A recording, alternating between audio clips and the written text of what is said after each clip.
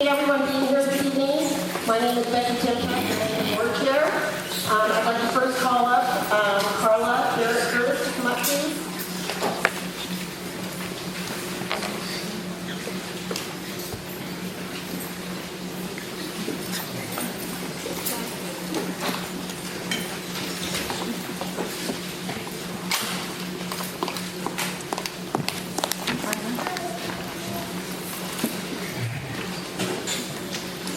Buenas noches a todos. Mi nombre es Carla Barra Curtis y estoy aquí como intérprete.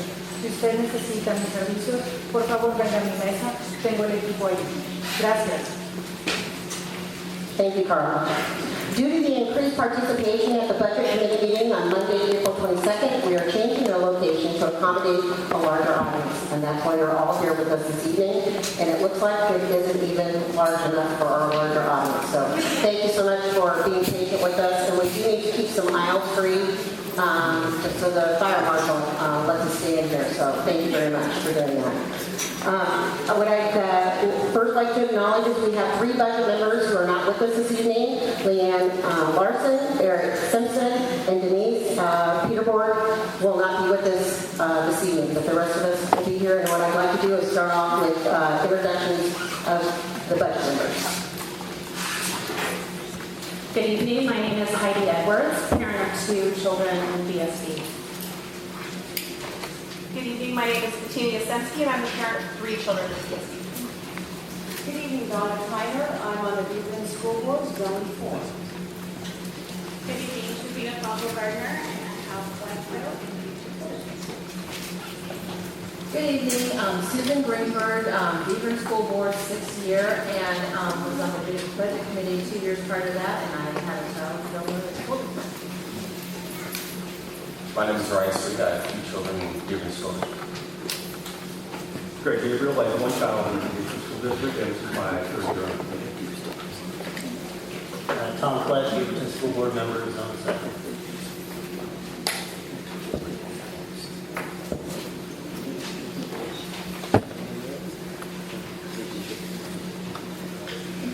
Sarah Beatty, I have three children in the Beaverton School District. First time on the Budget Committee.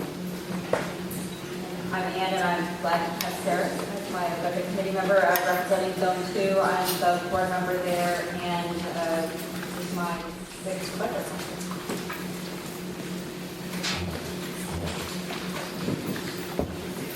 Gail Jacobson, I'm the Chief Financial Officer for Beaverton School District. Don Groding, Beaverton School District Superintendent. Welcome to Budget Committee members and staff and community members in the audience.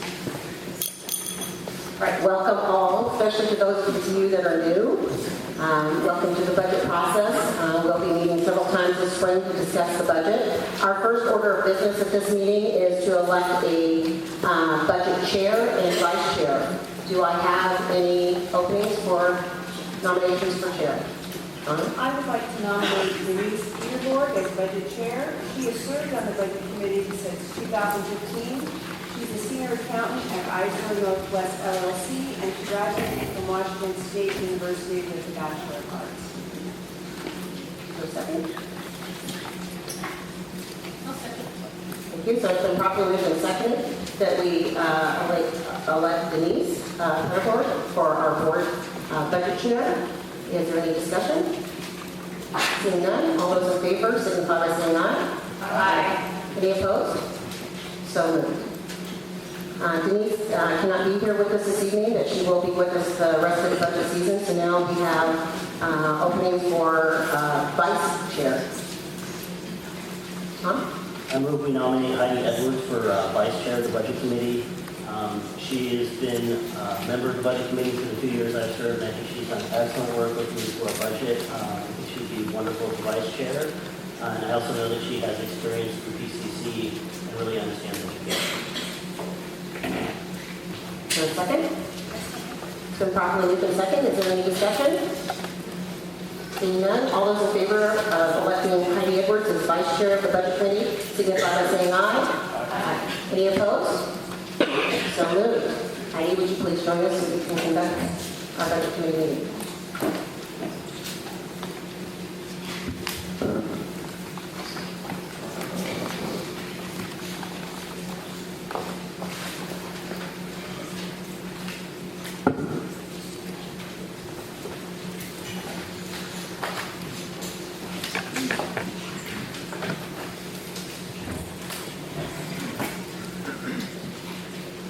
Welcome. I want to echo Becky's welcome of all of you, staff, community members, students, and as we move forward with tonight's budget meeting. And to introduce to you tonight for our budget message, Superintendent Dawn Broding. Oh, excuse me. Oh, the charge of the budget committee. Sorry. First timer up here, it's fair. So our charge as a committee is to hear the budget message, hold public meetings as we will for the spring, hear and consider public comment, and we know we have public comment tonight, discuss and revise the budget as needed, and approve the budget and tax rates. That's the charge of the budget committee. What is not the charge of the budget committee, or not the role of the budget committee, is that we do not set salaries, benefits, or contract terms for employees or administrators.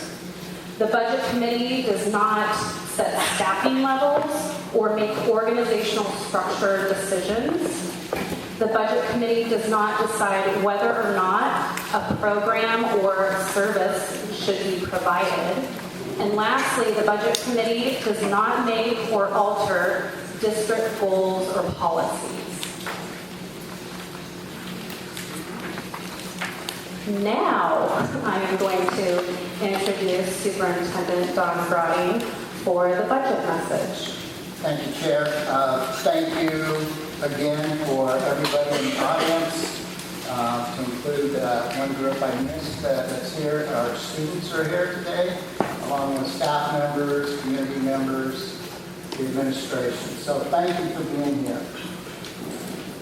Tonight I'm submitting for your consideration the proposed budget for the Beaverton School District for the fiscal year 2019-20. The proposed budget of $956,019,404 is the result of aligning resources to the strategic plan set by the school board, staff, students, and community, and the work of the 40-member internal budget committee.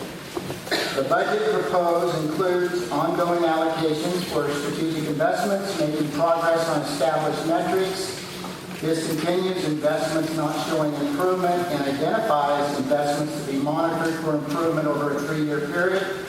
The district has made new investments to support the multi-year finance plan while recognizing the very real financial challenges the state faces with the funding programs and services, including pre-K-12 schools. So in my 22 years as a superintendent, this is one of the most concerning budgets I put together. At the same time, being one of the most optimistic budgets that hopefully will see additional revenue added in the second year of the biennium. And we're going to talk about that in a little bit. The one thing I also want to focus on right now is we're going to have to be comfortable with being uncomfortable, and what I mean, even as this budget message was produced, there are some things in it I'm going to correct because some things have already changed due to various legislature issues and other events that have come down. So planning the budget for 2019-20, we have advocated for Beaverton's need for significant and sustainable funding for pre-K through 12 funding through several meetings with Governor Kate Brown and legislative leaders. We believe the governor provided a great starting number of $8.97 billion for pre-K-12 education funding. After the governor's budget, the co-chairs proposed a budget framework of $8.87 billion, and it's about $100 million less than the governor's budget. And when we're talking hundreds of millions of dollars, I want the people in the audience to equate for every $100 million our budget goes up and down in Beaverton, it impacts the Beaverton School District by about $3 million.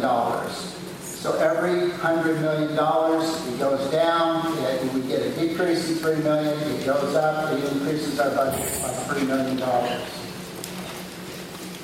While the numbers the co-chairs presented as a $650 million increase, or an 8.1% increase from the last biennium, the majority of this increase will go to cover increased public employment retirement system PERS costs and will not provide the funding to maintain current staffing or programs at our current service level, let alone make additional investments.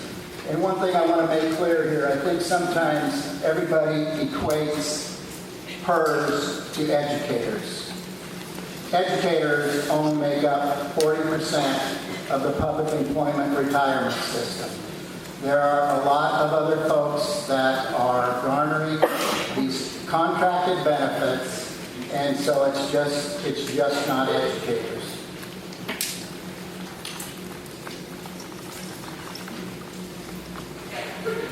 Our budget proposal is based on 8.97 budget for K-12 schools. And at this level, we are projecting a net deficit of $35 million. Some folks may ask, well, why are you basing it on 8.97 and not 8.87, which was the co-chair's budget? We have been in constant contact with the last being down in Eugene, Friday, with several lobbyists. And we do believe, because of some of the pressure that's being put on by advocates that are in this room, OEA, OSEA, OSBA, COSA, that our legislators are going to allocate at least another $100 million. You don't count it until you see the check, but we are basing our budget on the 8.97, as are most other large districts. The deficit of $35 million does not include any increased costs that may be incurred after certified bargaining is completed.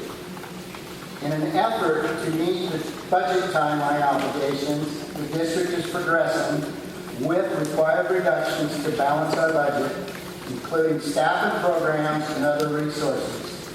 These include increases to the student-teacher ratio, reductions of administrative, certified, and classified staffing.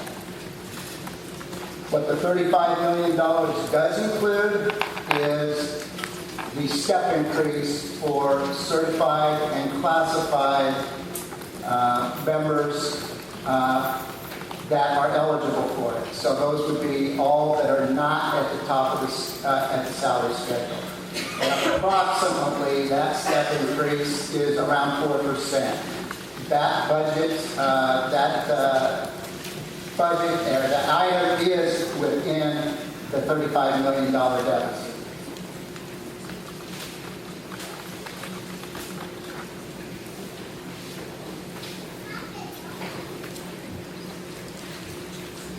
Approximately half of the $35 million deficit can be attributed to increased PERS costs. Once again, this is just not for Beaverton. We actually have a PERS expert that sits on our budget committee here that works for PERS. This is a statewide issue that we are all incurring. And sadly to say, we are, unless something's drastically done, we're going to continue to see these increases every biennium for probably the next 4 to 5 biennium. The remaining deficit can be attributed to increase in roll-up costs, salaries and benefits, flat enrollment, current year budget deficit due to increased enrollment and underestimated salaries, pay equity mandates, and attrition assumptions not being realized. And particularly on the enrollment, We overestimated ESL waiting enrollment by about approximately 400 students. And the underestimation of salaries was definitely on the district's fault. They were underestimated, and which, due to the underestimation of salaries, enrollment, pay equity, all of those variables I just mentioned, ended up in approximately a $12 million deficit for this year. We are hoping to recover about $8 million of that, and so $4 million would be carried over to next year. The one thing I want to mention is, at no time was there any fraud going on. Basically, students benefited by receiving services for a longer period of time, but the budget assumptions made to the deficit for the upcoming 2019-20 budget year were added to. And we met with several groups, and I'll talk a little bit in what we're doing to ensure that that does not happen again.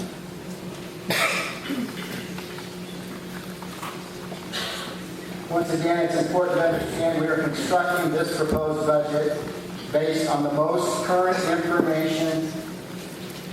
However, we know that most of this revenue information is an estimate and will change.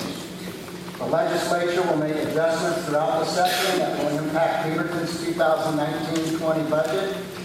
While there is optimism regarding a sustainable and long-term investment to the state's pre-K-12 budget, the ability to plan and spend investment funds in the 2019-20 school year will be extremely difficult to project and complete due to legislative timing and the likelihood that any revenue package that comes out of the legislature could be referred to voters. And we thought it could possibly be in November. Now we've been told it's not going to be until January. School districts will be ill-advised to spend any revenue package that could be taken away or not realized. And so I guess just to be absolutely clear, we are very optimistic due to the efforts of OEA, OSEA, COSA, OSBA. Once again, we believe we have a unique opportunity in time with a double majority in the legislature for the legislature to pass something. Once it's passed, there is a strong likelihood that somebody will gather enough ballots, votes, petitions, and it will go on the ballot, and they said it will go on the ballot in January. Therefore, school districts will see very little, if any, funding from tax revenue package that will come out of the legislature, hopefully by the end of June. In addition to that, and this is not in your budget message, we were notified by the Department of Education that to expect somewhere around a 7% decrease in our title funding. So that would be our Title I funding, Title II funding. And that Title I funding goes to serve our most vulnerable students. And part of that is because poverty numbers in Beaverton are going down. We're having less students of poverty, as well as our ESL population is decreasing. So that is kind of a double whammy there. We're trying to deal with that. And the other part, just to know, in this tax revenue package, if it comes through, is they do want to increase by a small allocation. If you have poverty students, those students could receive an extra wage, but that would come through the general fund. These reductions will be difficult. You're going to hear tonight from several groups, whether it's programming, class size, resources to our classrooms. None of these were easy decisions. I can tell you. And we grappled and we grappled and we grappled with these. It was difficult. We got down to the reductions that we're proposing, and I will tell you, it wasn't supported by all, but at some point we needed to provide a balanced budget as required by law. The other thing I want to say is you're going to be looking at class sizes, some programs and everything, and the question of days keeps coming up. And I want to assure folks that days will be discussed in the right venue. The venue to discuss days is not here. That is a bargain issue. It has to be bargained. And so I know that both groups are aware and are looking at days, but once again, the venue to discuss days is not here. That has to be bargained. Definitely, I would say, let your union leadership aware of your thoughts and everything. We as administrators are letting our management know, and that's where that conversation will take place regarding days. So once again, some of these proposed cuts could change. The other thing that I want to talk about is the proposed revenue package that the legislature is coming out with. If it passes, it'll go into certain buckets. And what I'm proud to say is all the buckets that they're proposing is exactly what the Beaverton School District is doing now. Trying to reduce class size, expand learning time, develop career technical education programs, increase graduation rate, provide early learning opportunities. All of these things, we're already doing that. We just can't sustain it. We cannot sustain it with current staffing levels. That's what we're doing right now. But we are in the right areas that they want to fund. And we have checked, and some people talk about, well, if it does come out, will they see this as supplemented or supplanted? And the answer is no. So if we get this funding, we can backfill dollars to backfill some of these areas in these particular areas.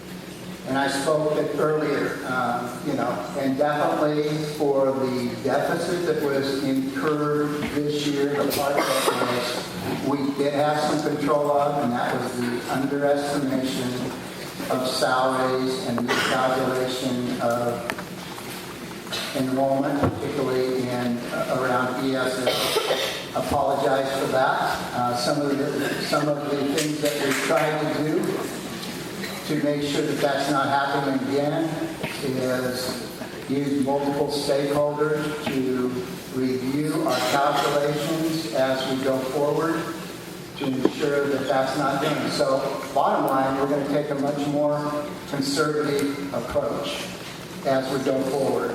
We are working with Portland State involving enrollment projections and both our business office, teaching and learning, human resources office, and operations are working together. The other thing I want to clarify, within this budget, you'll see a large amount of funding that is attributed to our bond. And I've had some folks, well, can't we just divert some of that bond money into the general fund? The answer is no. When bond money cannot be commingled with general fund money. So that we cannot do that.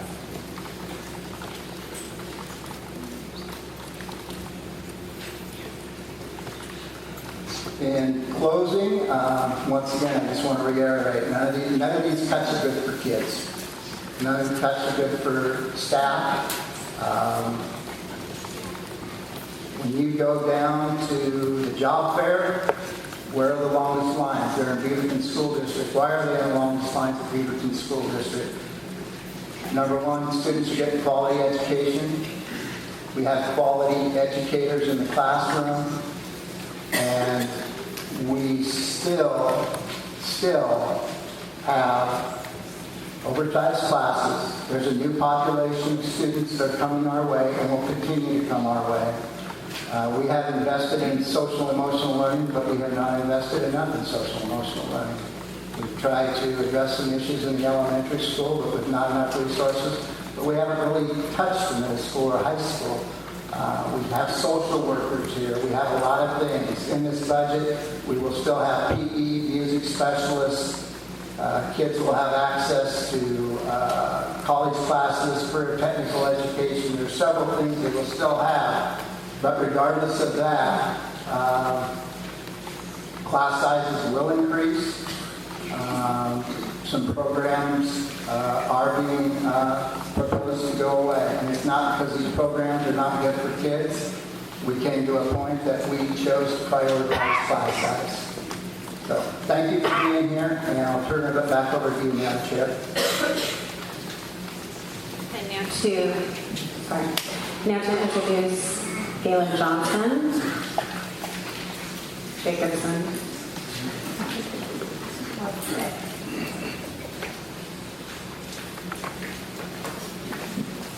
So our all funds budget for 2019-20 is $956 million,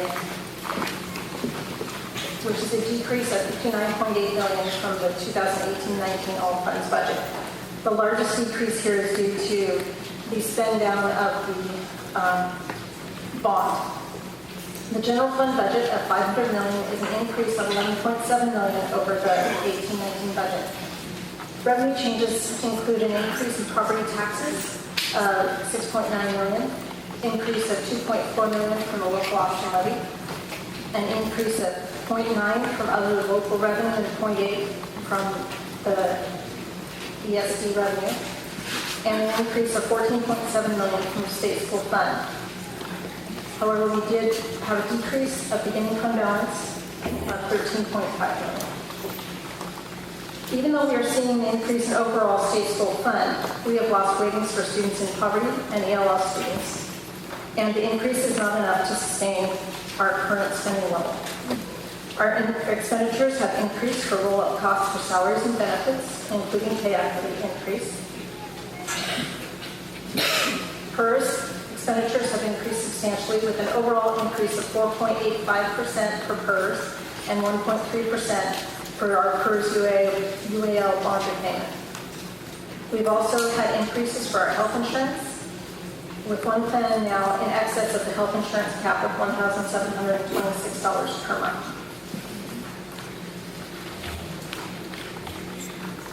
Utilities, fuel, and connectivity costs have also increased substantially. Some of our fuel costs have gone up by 14%. And although the district enrollment is relatively flat, our charter schools have seen increases as they have built out all of their grade levels. So our charter school payments have also increased.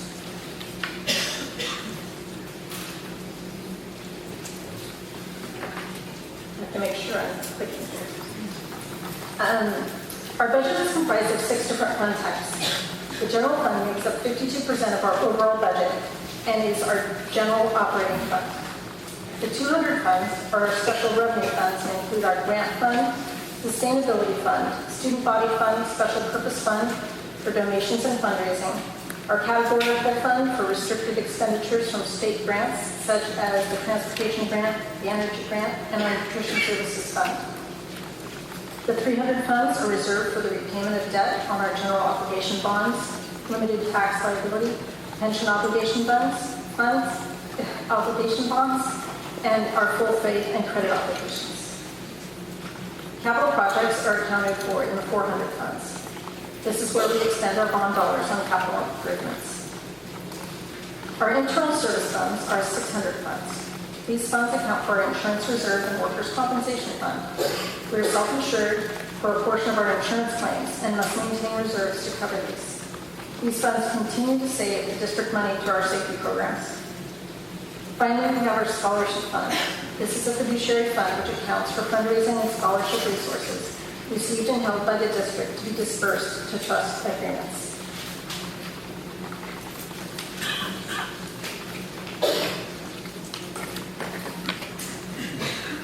One way to look at the expenditures budgeted for general fund is by function. What activities are we spending our resources on?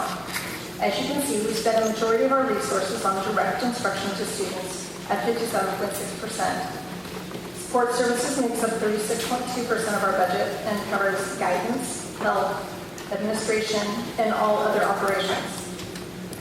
Enterprise and community services are where our nutrition services expenses are coded for student charges that cannot be collected. These charges cannot be expensed in the nutrition services fund and must be charged to the general fund. Facilities acquisition and construction is used for expenditures on projects that cannot be funded through the bond program. Next, we have transfers to other funds, such as a portion of the transportation grant that is received in general fund, but must be expended in the 200 fund for equipment replacement, as well as the transfer from the general fund to the insurance reserve fund. Finally, we have the contingency, which must be budgeted at 5% by school board policy.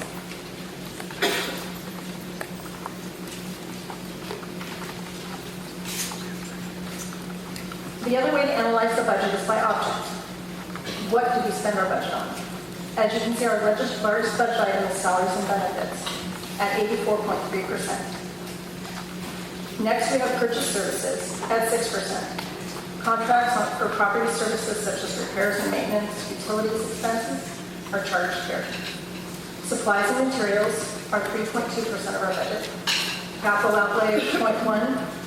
All other, which includes lease payments and interest expense, as well as insurance judgments and transfers to other funds, is 1.4%. And finally, we have a contingency of 5%.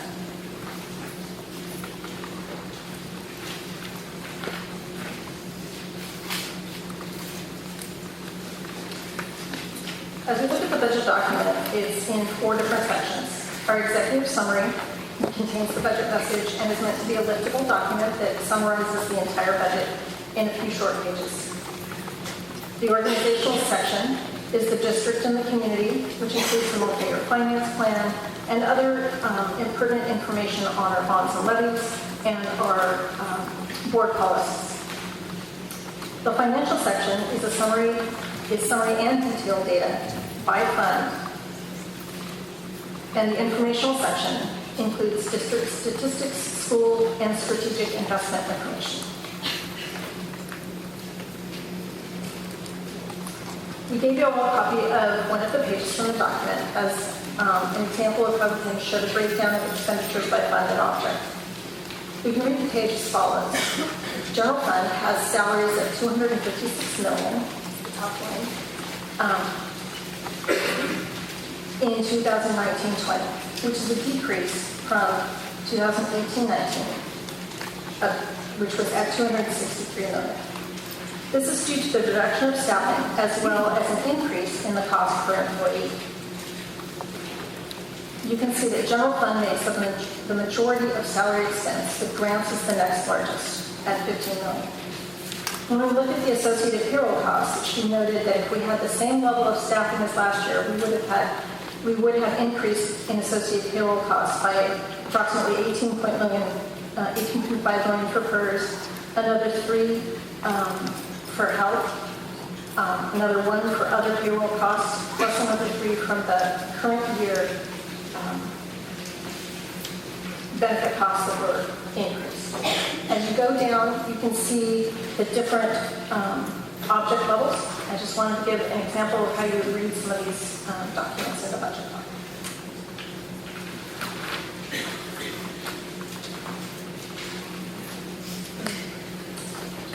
We have a couple of graphs. This graph shows the Beaverton compared to the 13 largest districts in the state of Oregon. It shows how much Beaverton spent on instruction, which includes elementary, middle, high school, and options instruction, including counseling and library functions, and school administration. We spend the greatest percent of our budget, 64.4%, of all the districts. Our per pupil spend is second only to Portland Public.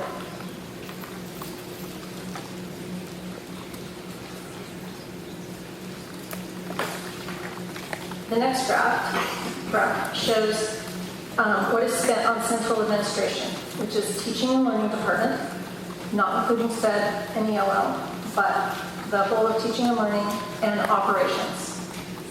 What we can see from this is we are nearly tied with Salem Kaiser as the very lowest percent of operating expenses in actual dollars spent per pupil. So we spend more on instruction and less on operations than the majority of the largest districts in the state. And the 13 largest districts in the state have approximately half of the student enrollment in the state.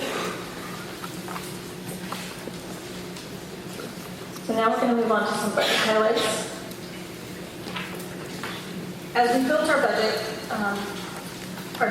we kept our district goal to empower all students to achieve post-high school success, and our pillars of learning expect excellence, innovate, embrace equity, and collaborate as the basis for all of our budget decisions.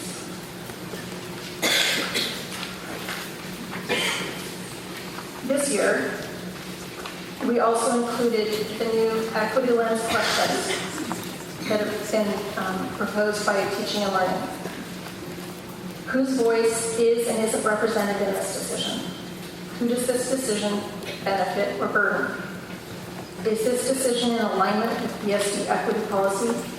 And does this decision close or widen the access, opportunity, or expectation gaps? While we are experiencing a budget shortfall and making very difficult decisions, where no option is what we want to do, we need to keep these questions at the front of our discussions.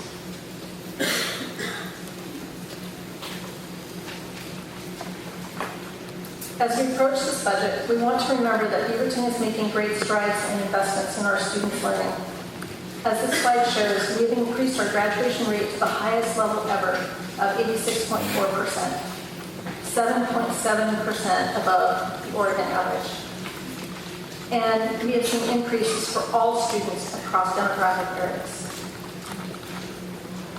Next, we will have members of the internal budget team present our ongoing investments and reductions presented in the budget for 2019-20. First will be Susan Rodriguez and Sue Robertson from Human Resources.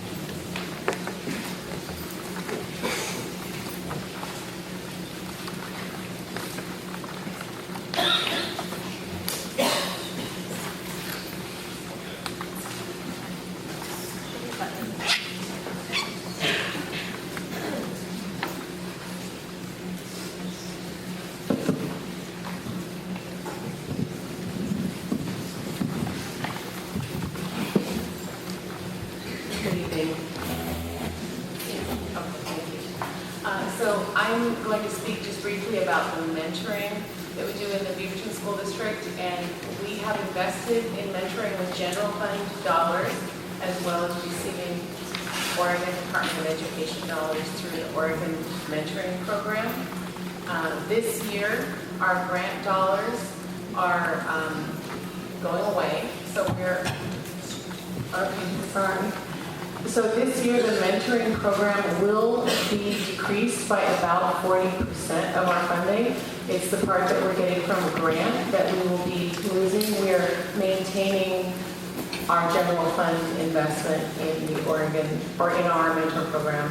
So you do have this information in your budget document, but I just want to share a little bit about what the mentors do. They serve our first and second year teachers, and they provide them with personalized and facilitative support, and the focus is on helping them in a way that is moves the educator forward in their work. Their approach is supportive, professional, non-evaluative, and confidential. and is highly valued according to the surveys that we receive from our first-year teachers and our second-year teachers that have received mentoring services. The goals of the program are to increase the retention of our staff, to improve instruction, to improve leadership for beginning teachers, and to increase student learning and growth. Both of these investments, both mentoring and Teach for Beaverton, are considered long-term investments in our teachers, and of all times for us to make sure that we invest in the effectiveness of our educators are in the difficult times as well. So the Teach for Beaverton program is an intensive 2-year residency MAT program partnership with Oregon State University. This unique program began as a grassroots effort to redesign teacher preparation so that teachers enter the classroom on day one being prepared to meet the diverse needs that they're going to see in their classrooms. Our students really can't afford to wait 3 to 5 years, which has been the traditional model because of the amount of time in the classroom. And so this is the reason for this redesign, and it's been a very positive model for the rest of the state, and we are looking at it for some other areas and some other universities as well. Between Oregon State and the district, we collaboratively select every candidate that goes into the program. That doesn't mean they all get in either. And we also collaboratively select the teachers that supervise them. We call them the clinical teachers. It's basically a program with 2 years of field experience, which is very different than the traditional model of 8 to 12 weeks. They enter their first year and they're in the classroom for 2 days a week, but then we also sponsor them with restricted substitute licenses so that they can substitute as well on the days that they're not in their classroom, which helps offset their tuition costs and also gives them more direct classroom experience in a variety of our schools. The second year, they're in the classroom full time. They're there 5 days a week, and they're side by side with their clinical teacher, helping them work through the processes of the full school year. In fact, it's the only program that we know of where teachers go through the entire program and know what it's like to open a classroom, to close a classroom, and everything in between. They are part 100% of that staff. We currently have 6 schools involved at the elementary level. It's Barnes, Rose, Montclair, Terralinda, Rock Creek, Nancy Riles. And the program is yielding results. Principals are telling us that the graduates are more like getting a second or third year teacher, and it's increasing our ability as well to retain teachers. As you're well aware, we lose about 50% nationally of our teachers in the first 5 years. This is helping us with that retention rate. The program also provides leadership opportunities for our very best teachers, for our exemplary teachers, allowing them to work in a leadership capacity without leaving the classroom, without going to a TOSA, teacher and special assignment position, or without going into an administrator position. Participating schools are seen as learning schools, and it's bringing a sense of pride to those schools as they participate in this. The model also provides classroom continuity as a practicum, and the resident teachers, first year and second year teachers, can sub and get additional classroom experience. So they sub for one another on filling in at that school.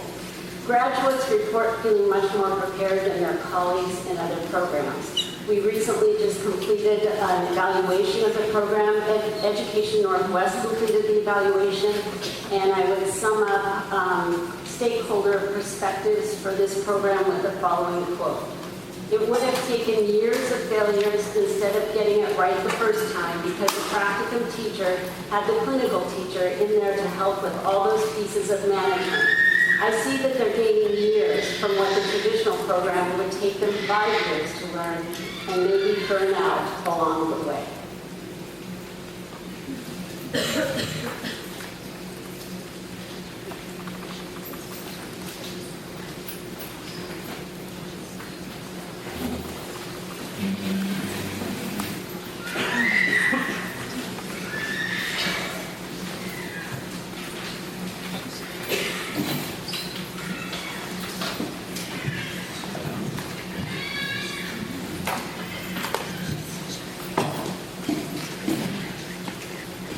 evening, Madam Chair, Superintendent Grotti, and the Budget Committee, and all in attendance. My name is Brian Sika. I'm the Administrator for Secondary Curriculum Instruction and Assessment.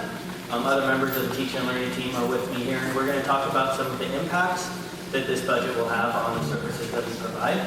I'm going to go over 5 of the key efforts that are in our strategic plan and turn it over to my colleagues who will talk about some more of the site-based impacts that we have. So the first key effort is around what we call our standards-based learning systems. The standards-based learning system falls under our pillar of excellence that was talked about a minute ago.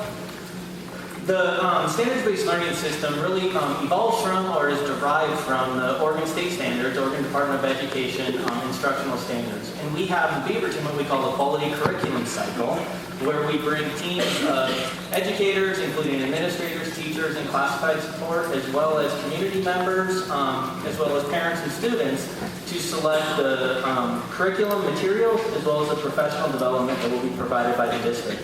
That process I'm going to summarize in where curricular areas can be put into 3 areas, either implementation and ongoing implementation, current adoption, or beginning or onboarding adoption. Currently, in our ongoing investments, we're continuing the implementation of English language arts adoption, math adoption, and health adoption. That will be continuing to provide resources, materials, books, supplies for our classrooms, as well as professional development opportunities for our teachers. We're continuing our current adoption process, which our board has charged a project team or a group to recommend curriculum materials and professional development in areas of science and PE. And in the school year 2019-2020, we will continue that process with the hopes of completing and presenting to the board a recommendation for adoption.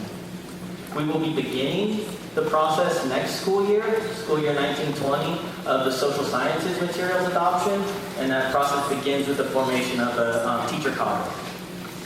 As you see in small italicized print at the bottom, while all of those investments and much of what I speak of will be a continuation, it will be at reduced levels compared to initial planning, and that's both in scope and just amount of opportunities. Some of the specific reductions that I'd like to talk about around our standards-based learning systems includes our teachers on special assignment. In the district, we have TOSAs, teachers on special assignments, both assigned to a specific school and then also centrally. The TOSAs that I'm going to speak to now are TOSAs that are assigned centrally and provide support across the district. We're reducing, right now we have approximately 53 positions, 53 TOSA positions centrally. We're reducing that by about 9.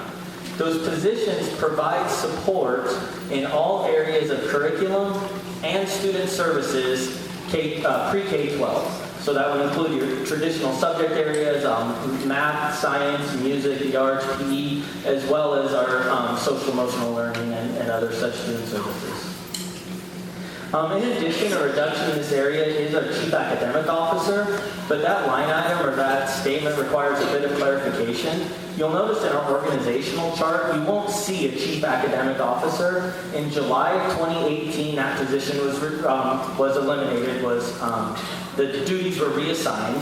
Our our Deputy Superintendent for Teaching and Learning just assumed and reallocated those job duties, those tasks. But the money or the funding for that position stayed within the Teaching and Learning Cost Center, where it could be reallocated either in the existing line items or line items that came up.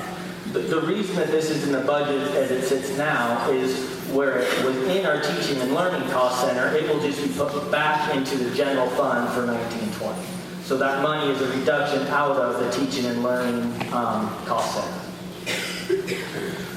We have, I talked about reduced from current levels, specifically around ELA and math. I want to give a little bit of specifics around that. In our English language arts adoption, we have service contracts with Columbia University's Teachers College Reading and Writing Project, and they provide support. They're experts in their field, and they provide support and professional development to our teachers in 2 ways, at least 2 ways. One, through large-scale institutes, conference-type settings of professional development, as well as individuals from Columbia being assigned specifically to schools to work with small departments or small groups of teachers. We are not severing our relationship with Columbia, but those service contracts will be reduced. That'll be a savings not only in the contract itself, but also in the substitute time necessary to achieve the work that those relationships would require. With math, similarly with math, we have been providing, I'll use an example of our Algebra, Geometry, and Statistics curriculum, or AGS. It's our high school adopted curriculum. Our teachers have been given and have been able to participate in professional development, multiple days of professional development, if they are teaching one of those classes. As we have rolled that out and more of our teachers have become trained, we have always planned on reducing the need for that professional development, and the number of training days required, the number of training days offered around our math adoption will be reduced next year as well. Some of the curricular choices that we spoke to, I thought specifically around English Language Arts would be helpful because we talked so much about our choice libraries, our classroom libraries, where students are able to, what our goal is that students can find a book that's at their appropriate reading level that absolutely fascinates them. And we know to absolutely fascinate our students, it's going to take a wide variety of books. And we know we still have work to do to get those libraries up to full scale. We also know that those libraries will just require maintenance year to year. We'll have to do ongoing support to keep the libraries up just through loss and that student interests are changing. This budget would, through this budget, we will be purchasing less books than we have in years past. And then finally, around our fine arts adoption. Our fine arts adoption will be, currently we will not be budgeting for a cadre to be formed for next school year. And a possible solution to that would be to re-adopt current standards in professional development current curriculum standards in professional development for those departments.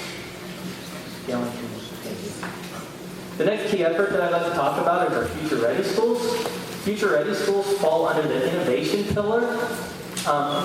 Much of the resources around our Future Ready Schools came from a recent technology bond, and we will continue to execute that bond as stated when it went to the voters. The materials really that we're talking about is our devices, and the devices are specifically Chromebooks for our students. Through this budget, through the bond, it is in the plan in the next 2 years. Every Chromebook K-12 will be replaced. The current ones we have are beginning to reach their end of life, end of cycle. And so over the next 2 years, all K-12 Chromebooks will be replaced with the updated and upgraded version. Another specific position that I could talk about for reduction is our library instructional technology teacher. Those are commonly referred to as LITs. And the word library in there may be just a little bit deceiving if you haven't been immersed in the work. These positions work side by side with teachers to help them utilize and implement innovative instructional strategies using the technology and using various pieces of technology that is either provided by the district or that teachers are able to kind of determine and utilize on their own.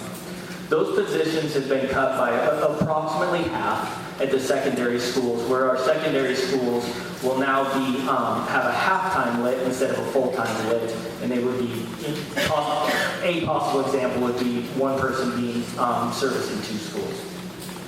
In addition, included in the previous number of TOSAs that I talked about, the 9.1 reduction, are our central office TOSAs for Future Ready. And I just want to make sure every time we talk about the reduction in professional development, our TOSAs do many things. You can summarize them briefly as they provide large-scale professional development, they provide one-on-one support for teachers, and then they also serve as leaders in formal processes such as adoptions. So every time we have a key effort, the support from TOSAs will go down, and you'll see that included in all of our key efforts. The summary number that I mentioned in my first slide, though, that was the total number of TOSAs being reduced. The next key effort I'd like to speak to is our AVID program, or Advancement via Individual Determination. AVID falls under our equity pillar. AVID's a program that both has the specificity of an elective class or a single class period or a class period within the student's day in our secondary schools, as well as a school-wide approach to instruction, the school-wide approach to practices, and I'd just like to speak to those briefly. Inside our AVID elective classes, students are given instruction and learn more about what we call WICR, or WICR strategies. As you can see, that's writing, inquiry, collaboration, organization, and reading. We feel as students master those strategies, those aspects, that they'll be more successful really in all of their classes. Within the elective, the AVID elective class, students also are able to get help in their other classes through tutorials. I see many faces in here who have served as AVID volunteers or AVID tutors, and in that process, we get students extra help in an inquiry-based approach to solving challenges that they may have in their other classes. Additionally, the AVID elective class gives our students and allows them access to colleges and universities through arranged college visits. In those visits, they're able to learn a little bit more about the college-going culture, as well as access to college staff, such as guidance or admissions counselors, financial aid counselors, and other such staff members. The AVID elective is only part of our key effort around AVID. AVID school-wide is also a focal point of ours. AVID school-wide asks our buildings to organize themselves and in a way critique themselves and design themselves around 4 domains: leadership, instruction, culture, and systems. And this gives our building leaders and our district leaders a framework to think about a really systematic approach to large-scale improvements. As well as the strategies such as the WICR strategies I described in the elective class, we think those strategies are important, and we would like to see those strategies implemented in all of our classrooms. So that's where you see kind of a mantra, AVID strategies every period, every day, every classroom, because we know those strategies will help increase achievement. In a similar fashion to the other key efforts, our professional development around AVID will be reduced with this budget. Specifically around opportunities such as the Summer Institute, which is off-site trainings provided by the AVID program, the AVID Corporation, where we will not have the opportunity to send as many teachers to that training as we have in the past. We've also had trainings occur in-house or in our district. One of those that comes through our AVID program is Culturally Responsive Teaching Practices training. While we will still be offering that training, the amount of times and the amount of sessions that we'll be able to offer will be reduced under this budget. Resources around the AVID program would mostly look, we allocate certain amounts of dollars to the schools for them to spend on a lot of consumable resources for the AVID elective class. The amount that schools will be getting for those resources will be reduced. This budget removed 7 AVID elective sections from our secondary schools. That's approximately a 1.4 APU, or 1.4 of a personnel unit. Though we, using our equity lens, have modified our distribution of the total amount of sections remaining, the change is looking less at a percentage of total students navigating poverty, the specific number of students navigating poverty. And while it's a subtle difference, what it was able for us to look at is one school with a 10% certain student population, maybe 200 students, while another school with a 10% of a student population would only be 80 students, yet your class size for those sections should be about the same. So it would take many more sections at that 10% being 200 students to make it than the 10% of 80 students. So what that results in the AVID elective sections, some of our secondary schools will actually see an increase in sections. Some of our secondary schools will see a decrease in sections from our previous budget. The net overall change is it's 7 sections reduced across our secondary schools. Our fourth key effort that I'd like to talk about, we refer to as our learning teams. And these are groups of teachers committed to improving their practice through professional development. Our team, our staff, our community will continue to engage in professional development and support through collaboration time. Our approach will continue to be ongoing professional development around consistent topics and themes. We believe that that's an improved model over the idea of providing professional development in a one-day session. We feel that providing professional development over the course of the year related themes will be more helpful to teachers, more beneficial to teachers, and ultimately support students in a better way. Additionally, by using our staff collaboration time, we will be able to reduce the amount of times we ask teachers to be pulled from their classrooms and require the use of a sub by using those collaboration time limits.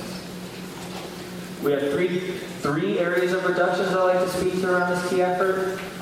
We have a position, 2 positions, at every comprehensive high school called the Professional Development Facilitators. It totals a 4.8 APU across all of our comprehensive high schools. And what that is it allows 2 staff members at each high school to have release time during their day to work with their administration, to work with their teachers, to work with the other high schools, and to work with central office to coordinate the school's ongoing professional development throughout the year. Those positions of coordination have been eliminated through this budget. Additionally, we have support for our collaboration teams K-12 through stipends at every school. And the number of stipends certainly vary depending on the size of the school. But those stipends allow each small team of teachers at the school to have one of their teammates take a little bit of a leadership role, have some duties around facilitation, have some duties around organization, and help to ensure that their team kept making progress that year. Those stipends have been eliminated through this budget. And again, just reiterating the idea of TOSA support, one of our centralized teaching and learning positions, the central roles of our teaching and learning TOSA positions is to provide support around professional development. So the amount of PD that we're able to offer will be reduced again around the idea of learning teams. Our last key effort that I'd like to speak to, we refer to as culturally relevant practices. And this is just a large encompassing effort, certainly around our pillar of equity, that ensures and makes sure that we're thinking about the whole child. We will continue to invest in social workers for our students. We'll continue to invest in having health assistants inside of our schools. We will have trainings. Again, we're continuing to invest in culturally relevant teaching practices, again, at a reduced rate that we were this year. However, we will ensure that those continue. We have an additional requirement of safety care training, which is training that we are able to provide to our staff around de-escalating situations that may be occurring and returning the climate of that situation back to a more acceptable level. We have curricular implementations changing next year. 2 in the areas of special education. One area is providing curriculum and support for students who are being served by special education to maintain access at grade level curriculum. We also have some diagnostic tests and diagnostic tools that we're able to use within our special education department to give teachers more information they need to make the on-time decisions and to make the instructional decisions that they need. Our English language development program, the model of instruction will shift next year, specifically at the elementary level. Our elementary model will shift next year, and our secondary model, the evaluation, the program evaluation, will be conducted internally as opposed to externally, with the goal of also changing and modifying our secondary ELD or English language program model design as well. Which that lands me on some of the reductions. Again, the professional development, reduced amount of professional development in that area. The multilingual research funding that you see, that drives the last bullet point that I had on implementing the new curriculum. This was a longitudinal study that was commissioned by at Northwest Education Northwest. And that study has concluded. The results of that multi-year study were used to inform the program design that's being implemented in elementary, as well as the questions still being evaluated by our internal program evaluation with the goal of adjusting that ELD program models at the secondary level. Our staffing in English language learner department is reduced. Again, like Superintendent Grotting described, we do have a reduction in student enrollment, and there's a corresponding reduction in staffing. This budget will also require the elimination of our ELL facilitators, though the duties assigned to our elementary ELL facilitators have been redistributed to that department, and that support will remain. Appreciate you taking the time to listen. I appreciate the opportunity to speak, and I'm going to pass it off to my colleagues. Good evening. My name is Nicole Will, and I'm an executive administrator for elementary schools. Our first area we're going to talk about is early learning, and in regard to an ongoing investment, we know that research shows that early learning is the best long-term investment. Our pre-K programs are currently serving 4-year-old students in 5 classrooms times 2 because they have a morning and an afternoon session, and then increased by 2 classrooms to a total of 7 or 14 this morning and afternoon next year.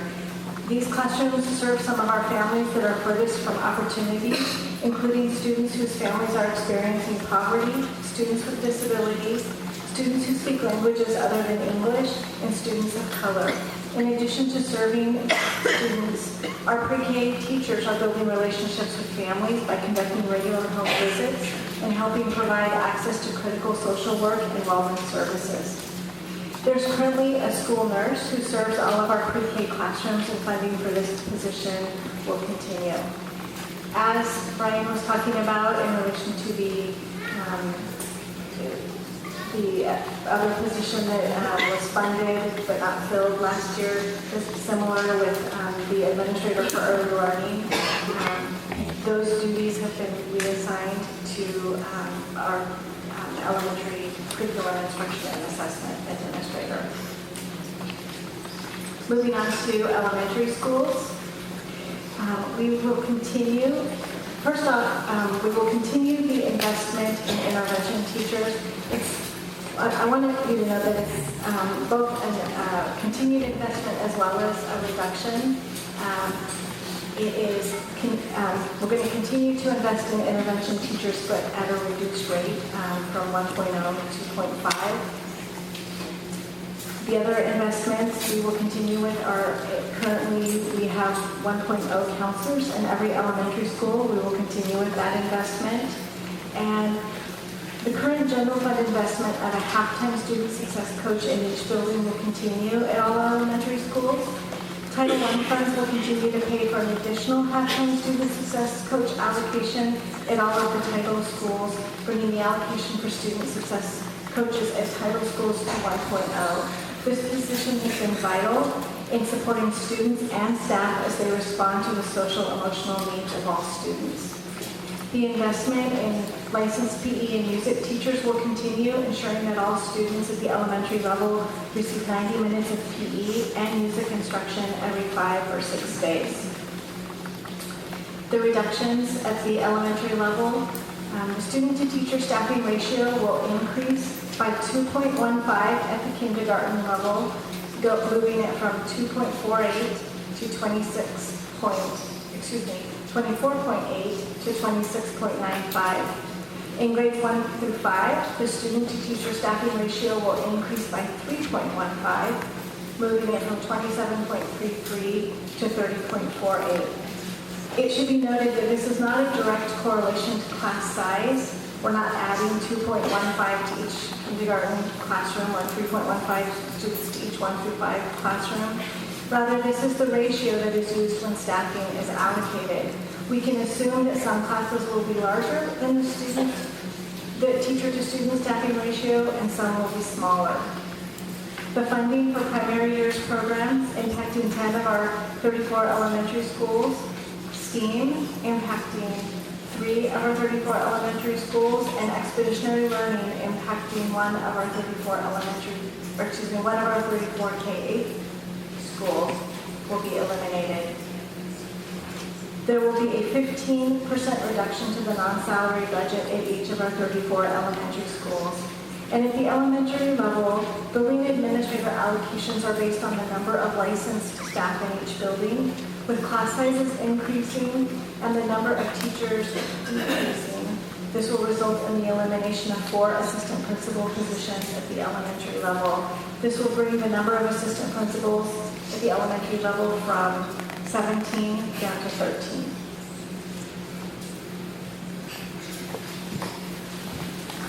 Good evening. My name is Ken Struckmeyer. I'm the Executive Administrator for Middle Schools. At the middle school level, we are seeing an increase in the number of students who require support for social and emotional learning. And we see the addition of a specialized special ed program to support those students at a neighborhood middle school. In addition, voters in the state have supported outdoor school through Measure 99. And at the middle school level, we are supporting involvement of all sixth grade students in outdoor school. Reductions at the middle school level include the elimination of intervention teachers. This was an allocation of one teacher to each school dedicated to supporting more instruction in areas of mathematics or literacy for students that were in the general ed and needed that support. We are also seeing an increase in the student-teacher ratio, and the staff ratio will go up by 3.15. For our base schools, it is going from one teacher for every 26.33 students to one teacher for every 29.48 students. And for schools where we see more than 40% of students qualifying for free and reduced meals, from 24.33 to 27.48. Two of our middle schools will be impacted by elimination of funding for the middle years program. This funding has supported dues and fees, professional development, and staffing. We're also seeing a reduction of the non-salary budget by 15%. And we have one middle school reducing by one assistant principal, and that has to do with shifts in students, and that number is now under the cap for allocation of a second assistant principal. All right, so my name is John Franco, and I'm the Executive Administrator for High Schools and Option Schools, and so I'm obviously here to talk a little bit about the ongoing investments and reductions at the high school level. First, let's talk about the investment piece. And so Measure 98, which is something very known to the high school level and the middle school level. This was about a 2016 ballot measure, which supports, which voters approved, which supported state funding for dropout prevention and college and career readiness programs in high schools. And so with this support in funding, high schools have implemented graduation mentors at the comprehensives. And you saw the earlier slide in regards to increased graduation rates. I have to say that this is definitely a big piece, along with the tenacious work of our high schools. The grad mentors played a vital role in that. Also funding for CTE programs. There's significant research around CTE and how our underrepresented students perform within CTE classes in terms of preparing them for the future in high school graduation. And so using the support from Measure 98, we've seen increases within many of our comprehensives, including ALOA, when you're talking about programs, expansion of auto and film in Southbridge, we're talking about IT and health science, EHS, we have an outstanding health careers program, and so when we're talking about expansion for that, also at EHS, a new education pathway. Also at Mountainside, in our newest high school, we've seen with the support of Measure 98, business pathways, construction, IT, culinary, engineering, all outstanding, all to meet the needs of all of our kids. Also through Measure 98, with support of Measure 98, there's been, we can tell if you look at on-track freshman rates and the correlation between that and graduation. And so it's a natural inclination to hone in on freshmen and what we're doing to support them. And one of those pieces is the advent of a ninth grade success coordinator, which was very similar to our professional development TOSAs, but in this case, their charge is to look at freshman data, to convene teams of core teachers, and what I mean by core is math, science, language arts, social studies, and to work with them in looking at the data and in trying to meet the needs of freshmen, because we all know how important freshman year is. College and career counselors, that is a SAM allocation, which was put in several years ago, and so that will be continued. And then also a big piece in regards to investments is summer school. We've had summer school for several years now, and not only do we have a solid 8.5 program, 8.5 is for incoming 8th graders who potentially would need a little bit of a bridge to help them freshman year, and so we allot some time within summer school to talk about relationships, to talk about organization, to talk about those specific things. And then there's also funding that is allotted to schools for the school year to assist, because we don't want to just say summer school and there you go, but at the same time we want to make sure that support is continued throughout the school year.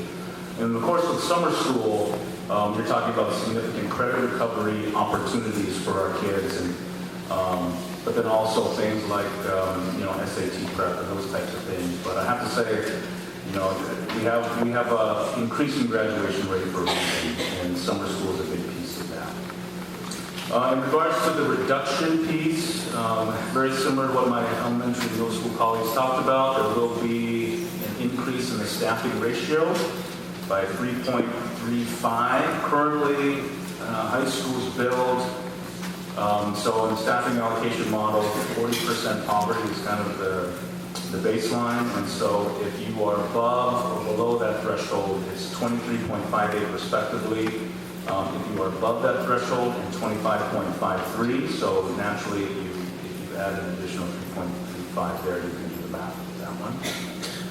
Also, there's going to be a restructure of alternative education, in particular the Bridges program. Bridges currently serves the role of, it's a place where our students who are expelled get to continue their education. And so we are looking at restructuring that model to a more differentiated approach and actually a supportive approach, honing in on social emotional learning, consistent drug and alcohol counseling, utilizing things like passages where we get to really talk to the kids about what is it you want to do moving forward outside of high school, trying to get them to think like that. And so it's really a more differentiated approach, and not just saying it's a one-size-fits-all, because we know that our kids are different. And so this is, even though it is a reduction, this allowed us to think a little bit differently in regards to Alt-Ed, in particular Bridges. So Bridges is going to be dissolved, and the central hub is going to be at Merlot, but it doesn't mean all the students are going to be there. Like I said, it is going to be a differentiated approach where we look at different types of things, whether it be the incorporation of DSD Flex, drug and alcohol counseling, more increased social emotional learning. That's the idea of the structure. There's also the 15% non-salary reduction from each school.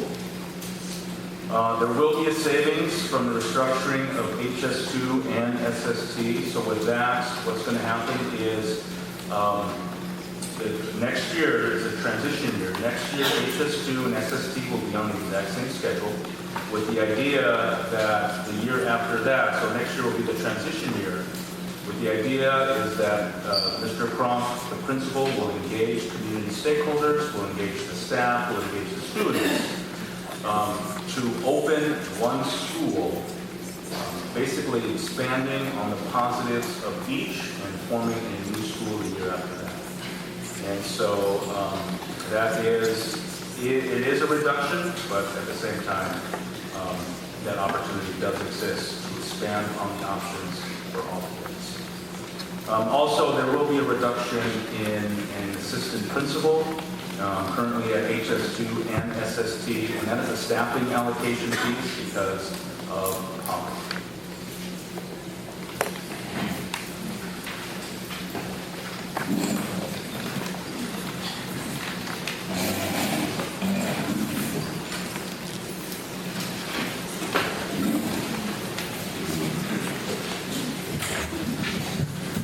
Just real quickly before we continue, I want to thank everybody for their patience. Those of you who want to make public comment, this is the last of our series of presenters.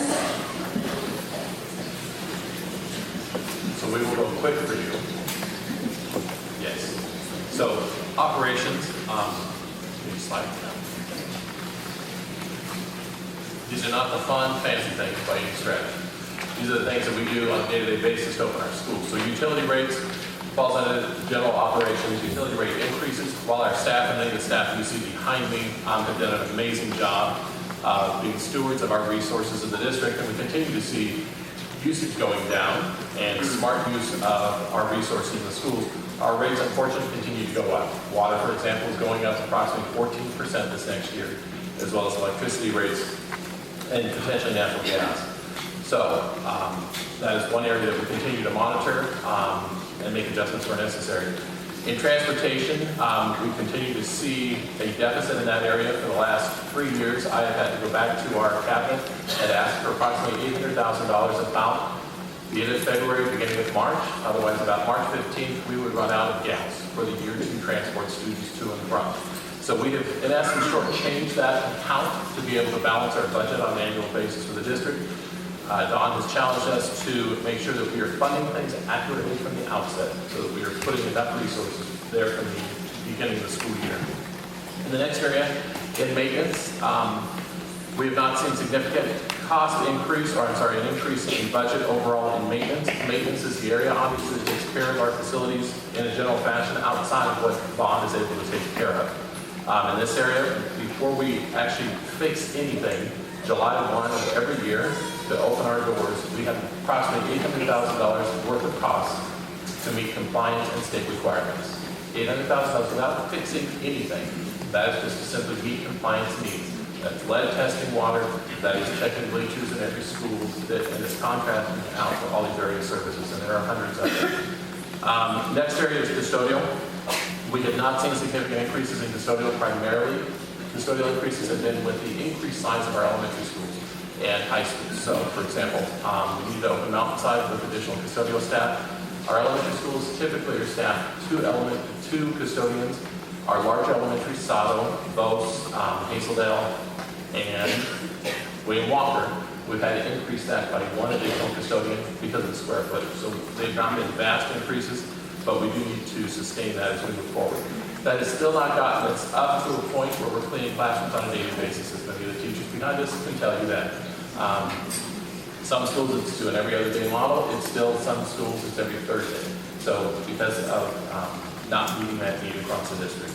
The next area is IT, and I've got Steve Langford here.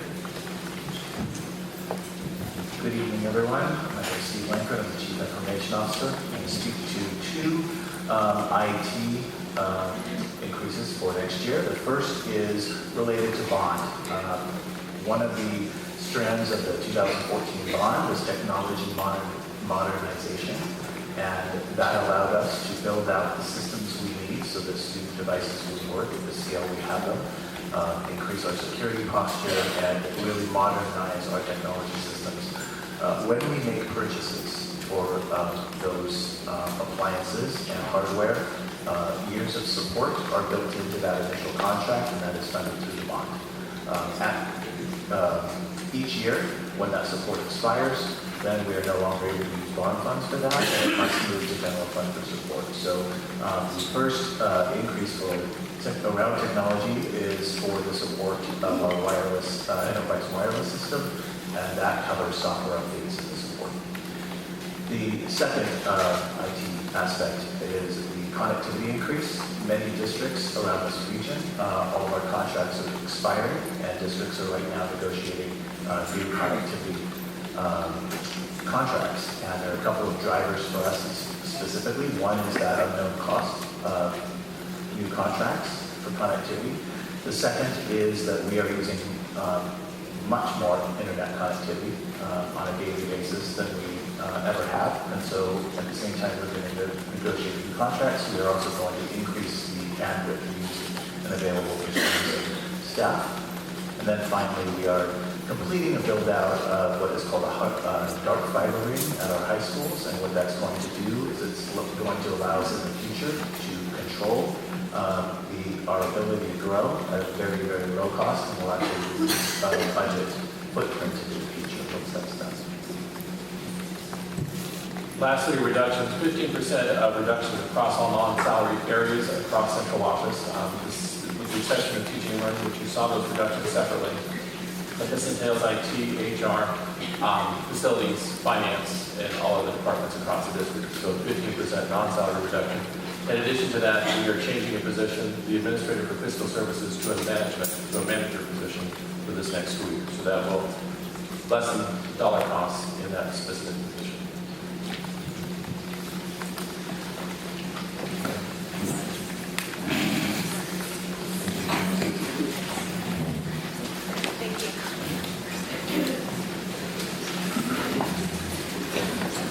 Again, thank you for your patience, and thank you everyone for your report. So the district welcomes public comment, and if you would like to ask a question or make public comment, please complete a card and give it to the recording secretary. I believe at the back door we have new cards that were available. The limit is 2 minutes for each speaker. And testimony will be first come, first served, and rotating by topics in order to ensure multiple topics are heard. So, for interest of time, we do want to recognize everybody who's filled out a card, but we do ask that you keep to your 2 minutes, and we will have a timer up on the screen for you. Okay, with that, you'll hear my voice announce various names. So the name I'll announce is the name for the person to come up to the table. I'll ask for then the person on deck to come up, and if you could wait up by the pole so that you are ready to proceed up to the mic. We have over 35, close to 40 cards for presentation this evening, and we absolutely want to give everybody the opportunity to testify. But if there are more, please go ahead and pass them forward. Happy to take those from you. We will filter those in. So on up first, Sarah Schmidt, and on deck is Michael Terracio. Good evening, members of the Budget Committee. My name is Sarah Schmidt, and I'm the president of the Beaverton Education Association. I proudly represent almost 3,000 licensed educators in the district. As you can tell by the crowd here tonight, the news of these budget cuts have dealt a heavy blow to our community. This room is crowded tonight because staff, students, and families are deeply concerned about the impact of these proposed cuts. Our community is savvy, and people are here tonight to get some answers. Families are wondering how their children will be able to thrive next year. Staff are wondering how they will be able to help their students succeed next year with fewer resources, cut programs, larger class sizes, and caseloads. Or they may be wondering if they even have a job for next year. So throughout this process, I urge you to look carefully at each and every document and use the following questions as your guide. Does this budget allocate resources to have the greatest impact directly on the students? Are expenditures that are proposed in this budget aligned with the stated values of the school district? Are the cuts as far away from students as possible? And will the members of our community find this budget process to be completely transparent? I'm grateful for everyone who came here tonight to learn more, to ask questions, and to advocate for our students. There is no doubt that our community values education and supports the educators who work with students every day. Thank you for serving on this budget committee, and I am going to let the rest of my time go to educators who can tell you a little bit more about the human impact of the cuts that you just heard about. Thank you so much.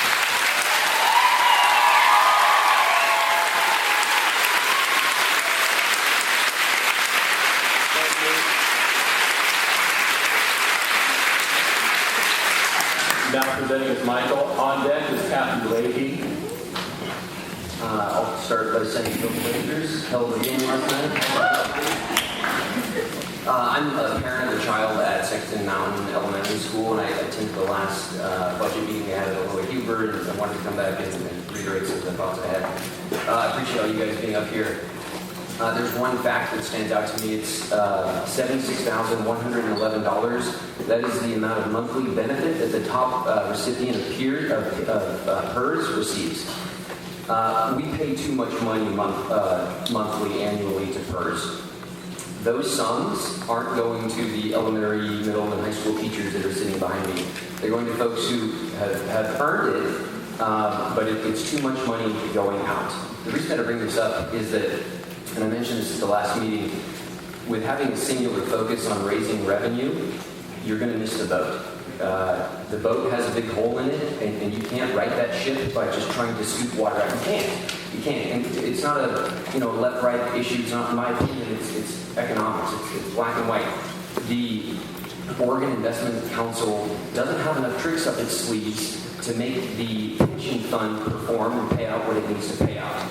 So, if by some lucky chance next January, the voters say, yes, let's raise this revenue, we're going to be back here in 4 years. We will, I promise you that. I want to commend you guys for speaking to the two errors that were made in the budget mishap last year. I think it's great that you're able to recognize that, but I also do want to point out that, as a net result, I'm not hearing anybody lose their job up here. There's a lot of people behind me.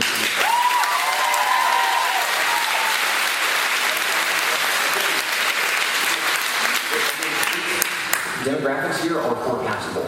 We really could have seen that coming. It's just a shame.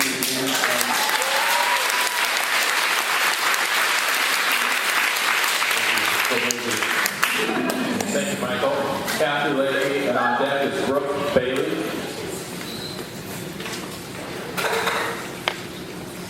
Hi, I've been a teacher at Almont for the last 28 years, and I'd actually like to tell you a story. And I call the story why it's not just enough to continue doing PYP when you're not officially a PYP school. From 2001 to 2003, Almona's staff was trained in PYP because of the encouragement from our then superintendent, Jerry Colonna.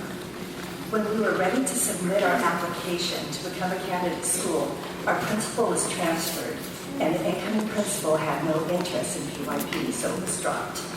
Many staff members left as a result of that, very disheartened. I stayed and tried to be a PYP teacher on my own for the next 8 years.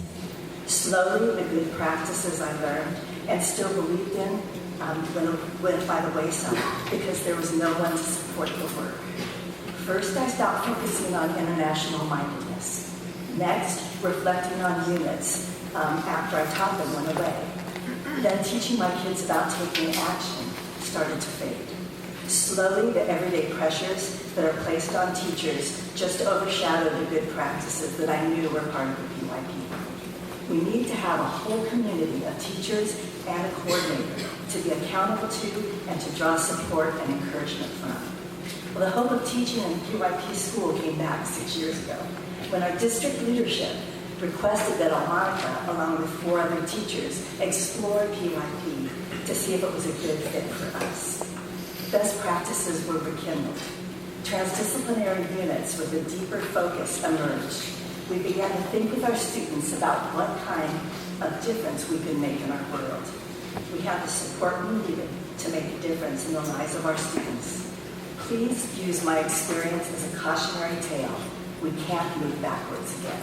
Thank you.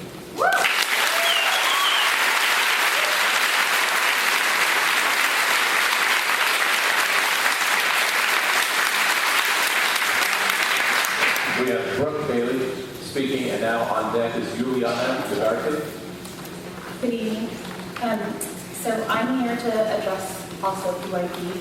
I'm representing West Halton View school community, and I worked with IB for the last 14 years in PYP schools.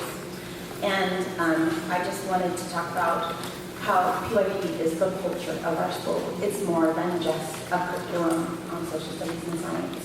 It has been all embedded throughout our entire school. And it changes the way that we teach. It changes the way that our students learn. And I did mention a lot of buzzwords like inquiry and international mindedness, transdisciplinary learning and collaboration and inclusiveness.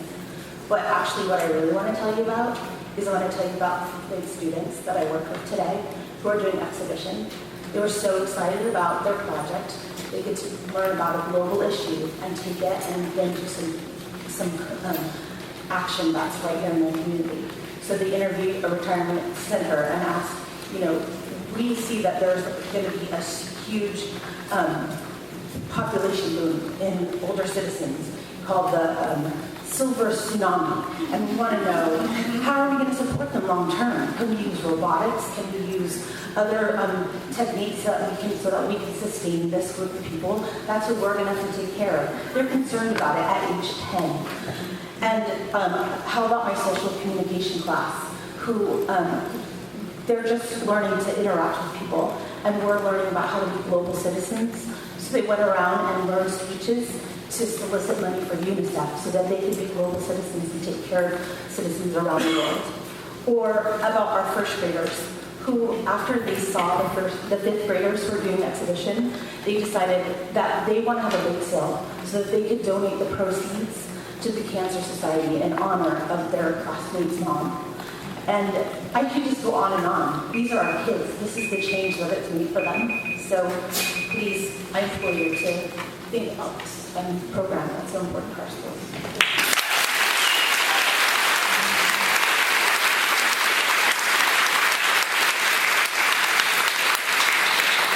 Juliana is now speaking. On deck is Kenneth Kosu. Hello.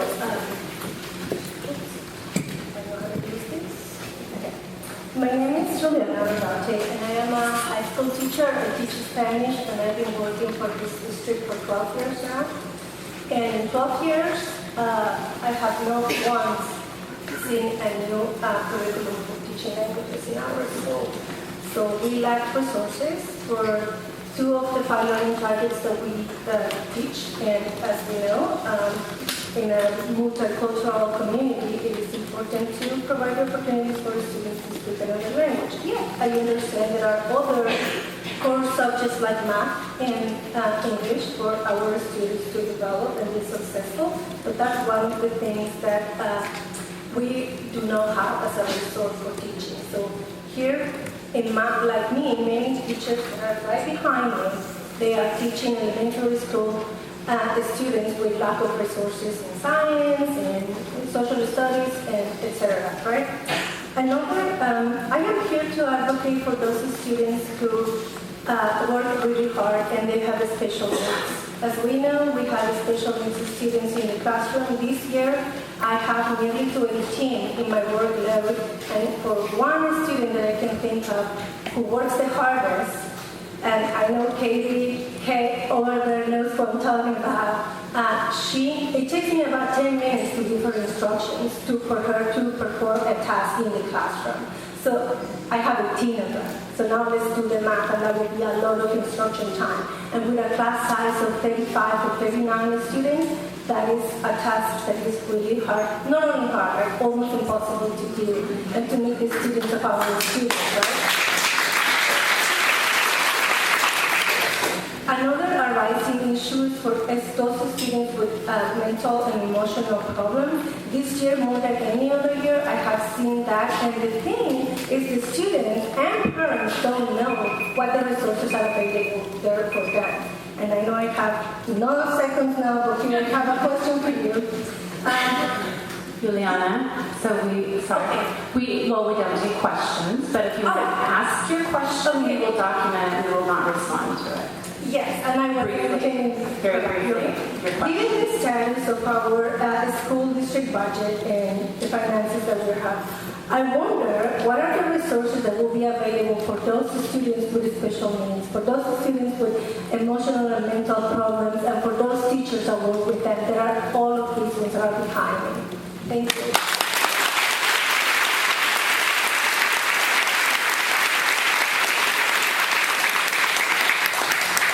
Kenneth is at the table now. We have Catherine Hoffman is on deck. I'll try to make this brief. I have no dog in this fight. I don't live in the district. I don't teach in the district. But I have friends who are teachers, and I'm here tonight to support them and all the folks behind me who do work. To the school board and all the members associated with the school board, when there's money, you guys have a hard job. I respect the work that you folks do, and keep fighting the fight. You guys will butt heads a lot of times, but please know that people like me appreciate the work that you do. To the students who are here, I was a student myself once when I grew up in Nashville. My mother, who was a teacher, used to drag me to these meetings, and I can think of a million things I'd rather be doing. So the one thing I would say to all the students, continue to come to these meetings. They are important because all the stuff they're talking about impacts you more than it impacts anybody else in the room. teachers who were here, as I mentioned, my mother was a teacher back in Nashville. And she was an exceptional teacher. And I know there's a room full of exceptional teachers here. I want you guys to know that people like me support the work that you guys do. I want you to know that people like me know what a difficult job you have, as I said, when there is money. When there is no money, and you worry about whether you're going to have a job next school year, I get all that. Keep fighting the fight, because the fight is worth it. That's all I have. Thank you.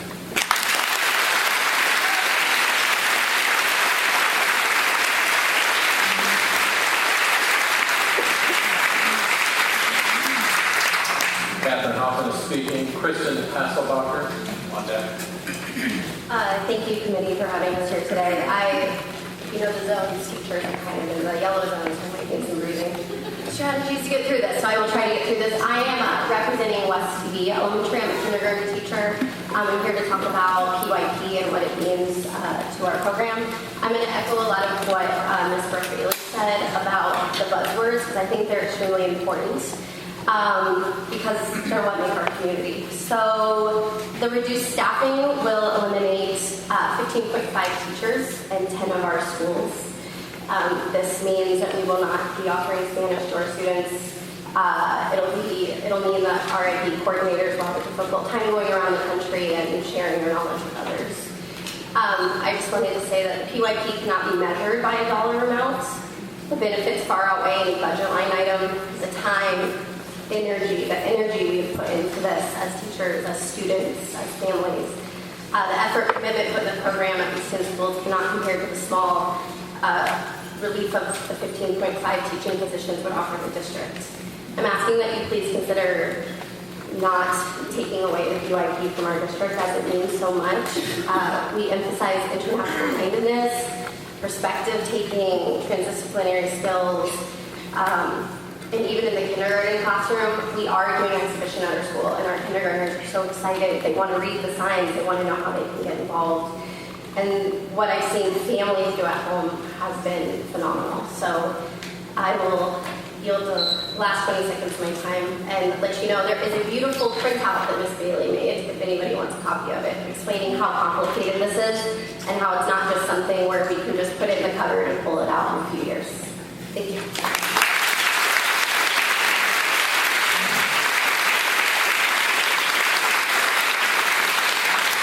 Speaking of Kristen, on deck is Jessica McBride.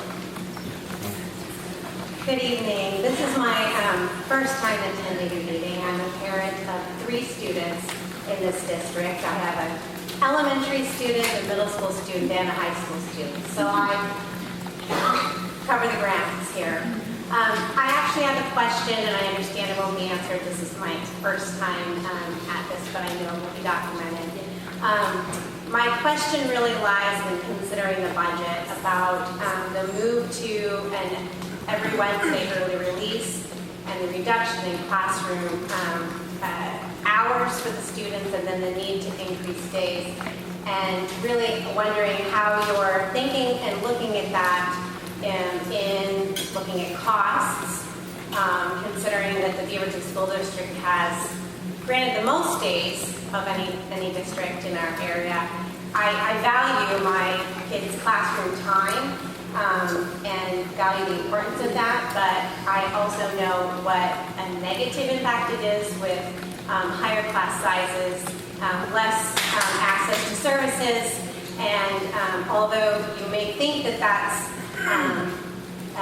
keeping days is beneficial, as a parent, I value the quality of what's being offered.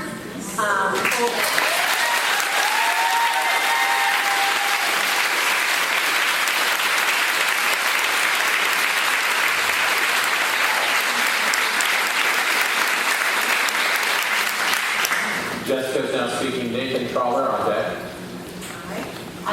Thank you so much for listening. My name is Jessica McBride, and I'm a probationary teacher in the district. I began my school year with 29 first graders in my class. That is a lot of children who have just completed kindergarten. And I just want to tell you, that's this year. My students suffer because I am unable to give them the time that they need for reading, for writing, for math. They suffer because I can't give them the help and social skills that they need. I have disruptive students in my class. I'm unable to form the kind of quality relationships that I have in the past. And I'm extremely concerned about the increase in class sizes coming for next year. Our numbers are predicted to be even higher. I'm extremely concerned about what this is going to mean for student academics, for student relationships. And as a probationary teacher, I'm also concerned about my job and all those relationships that I've formed with students and that are being put to the wayside because I have lost my job. I'm really concerned, and it's frustrating that this keeps happening. I was a temporary teacher 2 years ago, and I'm up here again. It's frustrating, and is this really what's best for our students? That's it.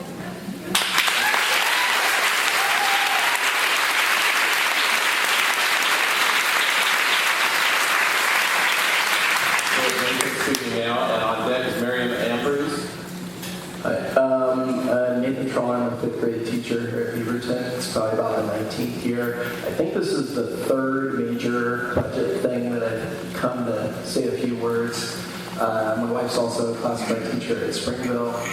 I have a couple of hats and different things that I want to express. One is just as sort of, I've got my parent hat of a parent of BSD students as well as a taxpayer in Beaverton. I always support the bonds. I'm out there doing that. I really appreciate Superintendent Grodding that acknowledging that misstep with the budget. I think one thing that's different this time, typically when we've gone through these hard things, I've been able to look around at other districts and just go, I thankful I'm at Beaverton because of the wise stewardship and resources that we've done. So there is an element of sort of disappointment in being part of that. On the other hand, I am so invested in Beaverton as one of the teachers who's been a part of so many important things to the success of Beaverton it's like intertwined. And so that is where I'm coming from tonight, is that I want to see us through this. I'm extremely concerned about things like the PYP program being eliminated. For me personally, that's 11 years of teacher commitment that I've invested in a program that's amazing. My fifth graders are doing the exhibition right now. They're seeing the connection with the real world. And it's one of the most exciting things I've been involved with as a veteran educator. I'm seeing that just disappear. It's like hawking your wedding ring at the pawn shop for some cheap money, and you can't get it back. That's really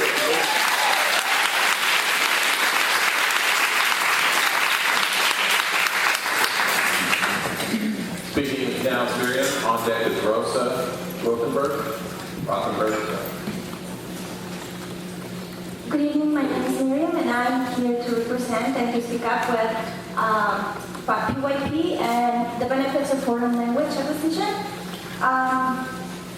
Even though the primary years program benefits cannot be seen in metrics, the kids are growing and are acquiring a lot of skills that are very important in today's world. Among them is the social emotional learning. PYP focuses on collaboration, empathy, open-mindedness. Also focuses on helping students execute their agency. Students ask questions, find answers, they're creating and engaged in what they're doing in process learning. And also it nurtures curiosity, cultural sensitivity, empathy, and tolerance. And that cannot be measured.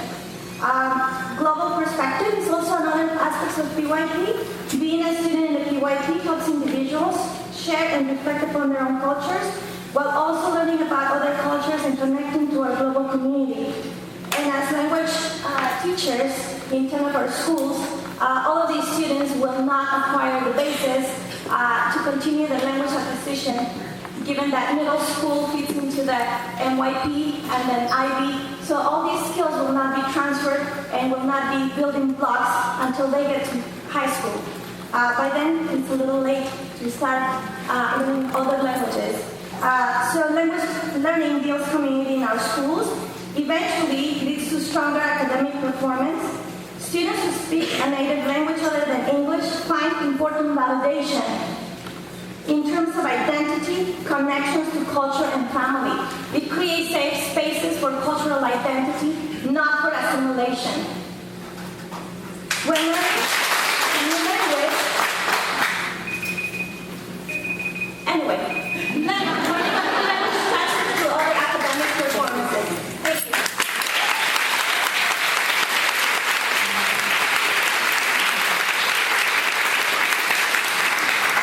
Speaking now, we have Rosa. Up on deck is Ellie Rosenthal. School board members, budget committee, thank you for the opportunity to share my thoughts on the Beaverton School District budget. My name is Joyce Rothenberger. I'm a teacher at Mountainside High School. My assignment is a library and instructional technology teacher. I am a certified librarian.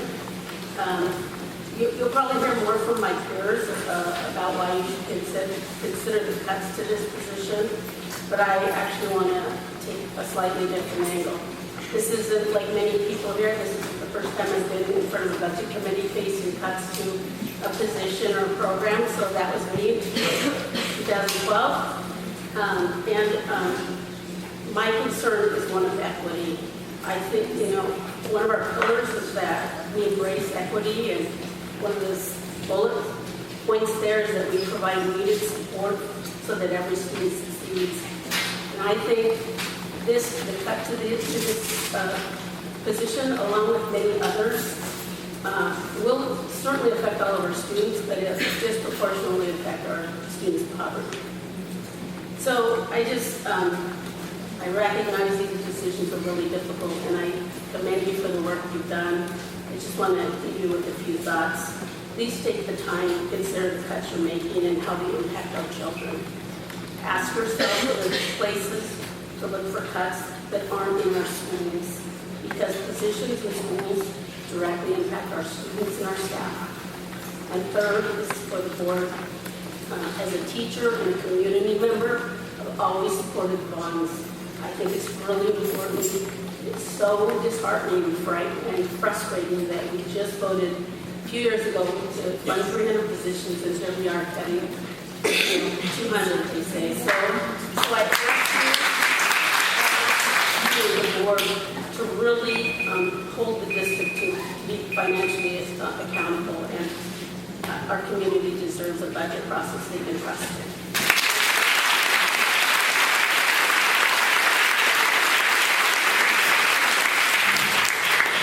Speaking now is Ellie. On deck is Kate England. First, I just want to say thank you, because being on the school board or a budget committee, I would imagine is a rather unthanked position. I would like to imagine every morning when I get up to go to teach that we is a greater we as everyone in this room that I'm Ellie Rosen.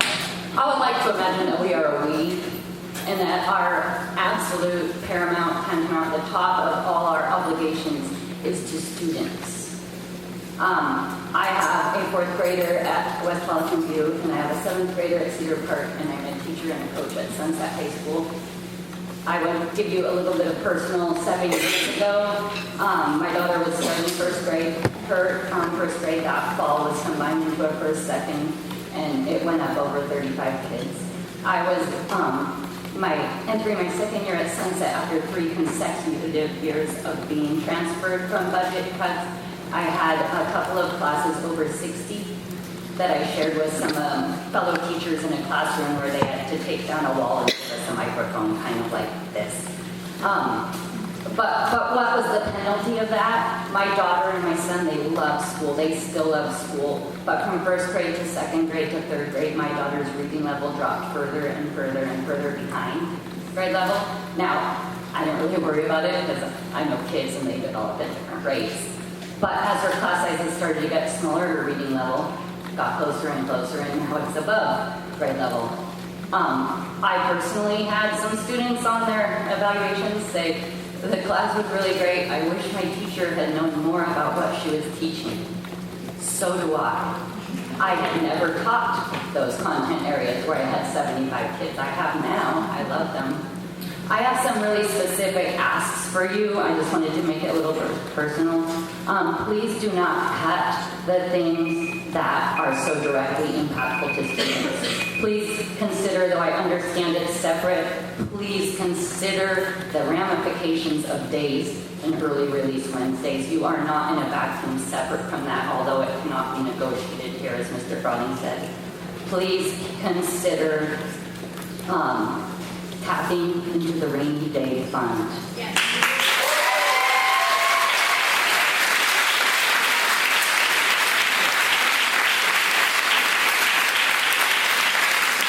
I have to call your time. Thank you. Speaking now, Katie England. On deck is Katie here. Good evening. My 3 children went kindergarten through 12th grade in the Newton School District and then went on to attend state universities. Both my husband and I are educators. My daughter and son-in-law are also educators. Our family believes in public education. I have a good understanding of our current situation. I've participated in the budget workshops and have moved those index cards around trying to come up with a balanced budget. I recognize the work you've done and still need to do. My concerns tonight revolve around how this information is conveyed to the public. The statement I read in today's ESD briefs is consistent with other release statements. It starts out by attributing half the $35 million deficit to PERS. The next thing it lists is roll-up costs associated, which is defined as salaries and benefits. So these are all personnel costs, costs that should be anticipated to some level, yet were underestimated. The message turns to decreased enrollment and resources that should have been reduced earlier. In my special education world, we call that an unexpected event. So you see, the work I do with students who are on the autism spectrum, we talk a lot about expected events and unexpected events and how to handle both. So when I read these messages, it felt like the district was throwing educators under the bus and pinning the financial strain on us.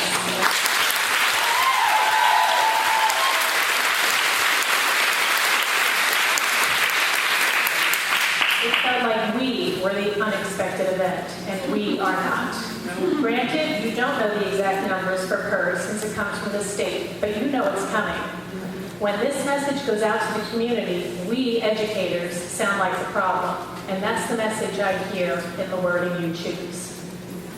Now, tonight, I like the superintendent's comment about how public educators, and I need, oh, darn. This type of communication doesn't feel like collaboration, it feels like blame, and I urge you to choose your words carefully when conveying information to all stakeholders.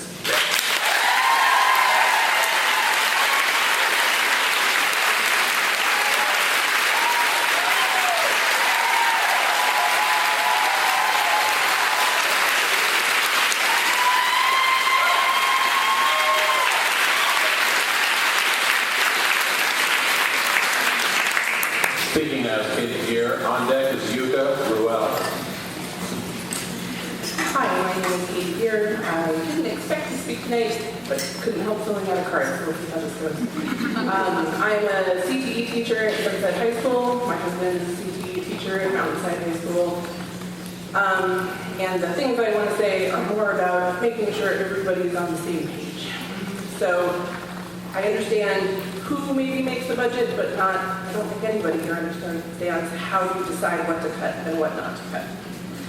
And I think that we are lacking a lot of transparency there. The budget cards that kind of went around as an exercise for schools, I personally found really upsetting because they seemed like they were trying to represent that these were all the options there were, and they just aren't. I think if you asked everyone in this room, they could come up with some other ideas that weren't represented on those cards. And it didn't seem like a complete solution and wasn't a good place to stop. Second, the teacher ratios, classroom sizes, we can all certainly hear lots about, but I just think the numbers that you see on paper are really misrepresentative.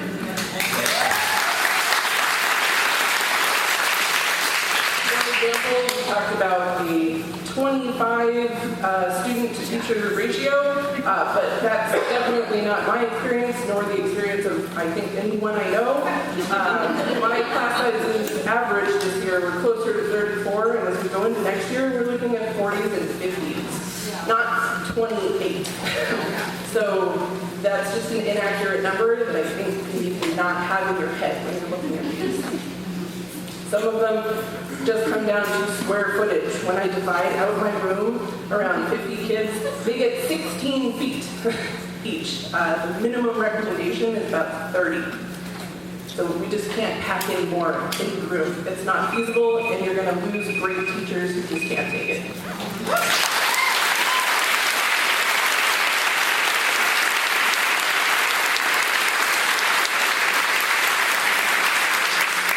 Speaking now with Yuka, and on deck is Colette Casanelli.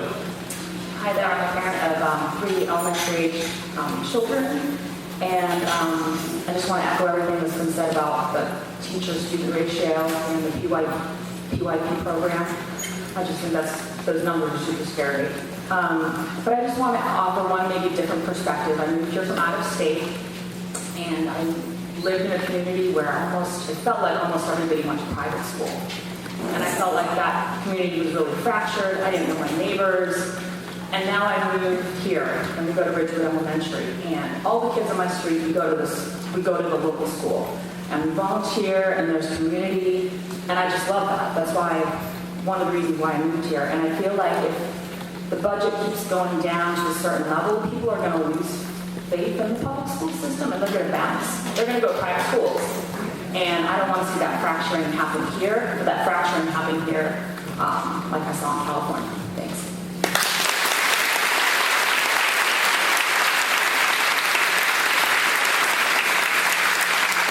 Colette speaking now, and on deck is Rachel Youm. Hi everyone, my name is Colette Casanelli. I'm a library and instructional technology teacher at Sunset High School. 4 years ago, I was actually recruited to help implement the Future Ready program at Sunset. I'm proud to be a certified librarian and a technology teacher. I was impressed that the voters of Beaverton had passed the bond, a measure to pay for the student devices and the technology infrastructure upgrades. I believed in the mission that technology could impact student learning, and I was thrilled to see that the Future Ready program was showcased and promoted under We Innovate. So those of us in the lit position, we prepare not only our staff, but also the students to be successful with the Chromebook Take-Home program. Our students benefit from it because now they can use technology to demonstrate what they're learning in class, to be innovative, do creative classroom projects, access library databases, all things to help them be career and college ready. So last week when I heard that the lit position was going to be reduced to half-time at every secondary school, after already eliminating the elementary lits and the K-8 lits the year before, I was appalled. Every study that researches a successful one-to-one implementation mentions the importance of quality personnel and robust infrastructure. Next fall, we will have brand new Chromebooks in the high school thanks to the bond. But this budget breaks your promise to the voters of Beaverton because you are not funding your half of the bargain with the appropriate personnel that was stated in the agreement. I'm wondering if the parents in this room who work at Intel or Tektronix or Nike or actually anywhere know that their students will be sitting in overcrowded classrooms with teachers who are doing their very best, but who do not have the support to do innovative technology projects. The cuts that you are making to the Future Ready program will hurt our students' success. You are failing these teachers by expecting them to figure it out on themselves. So I urge you to restore the library instructional technology teacher back to full-time status at every secondary school, including the K-8 schools. Thank you.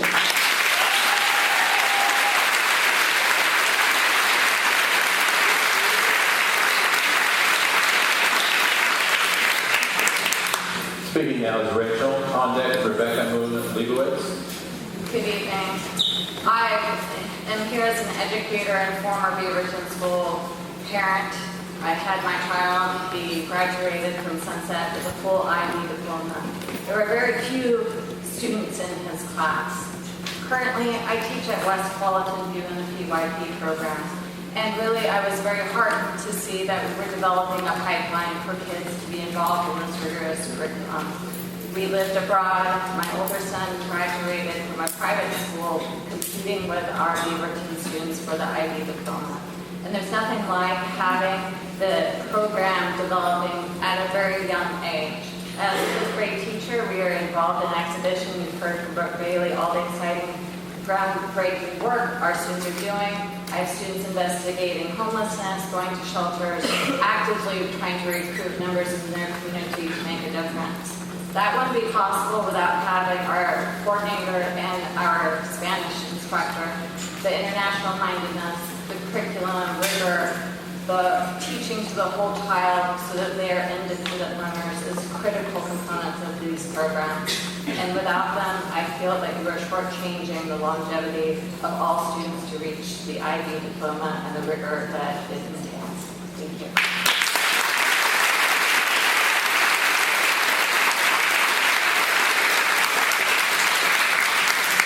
Rebecca speaking now. On deck is Leslie Pulaski. Hello, I'm a Beaverton parent of two children in 4th and 8th grade, and I moved to this. I moved to this area 8 or 9 years ago now because of the school. Because Beaverton was known as a place, as a school district, where students of all different achievement levels, but especially high achieving students, would be supported. That's why I'm here, and that's why we didn't end up in private school. I'm here to advocate on behalf of SSD, the School of Science and Technology.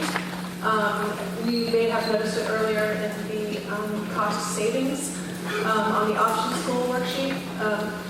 It is suffering a much deeper cut than any other school in the Beaverton district. It is being dissolved. The School of Science and Technology does not serve a ton of students, but the students that it does serve are important. They are some of the most innovative children in this district, and they are exceptionally high achieving. And of course, I want to serve all children, but we also need to serve those that are high achieving students. This school routinely ranks among the top 5 in Oregon. I think a couple weeks ago it was ranked as number 2. And when this school goes away, it doesn't just come back. You can't just make it anew. When it's gone, it's gone. And why on earth would you waste a program like that that should be our flagship in our district?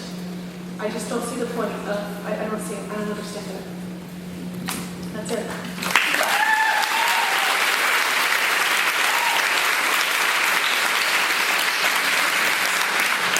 Speaking now is Leslie. On deck is Rick Bush.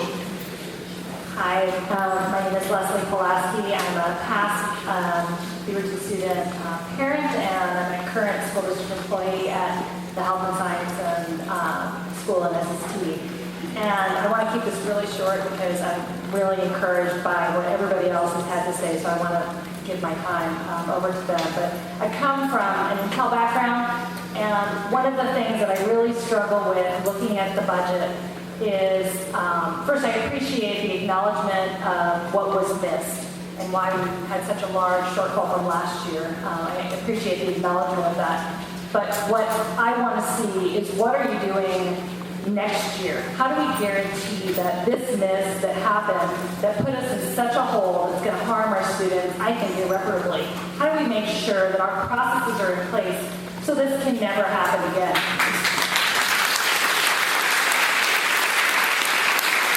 I don't want to see somebody's job cut because of this. I want to see us learn and grow. And so I just challenge you to find a way to make sure that we do better for our students. Thank you.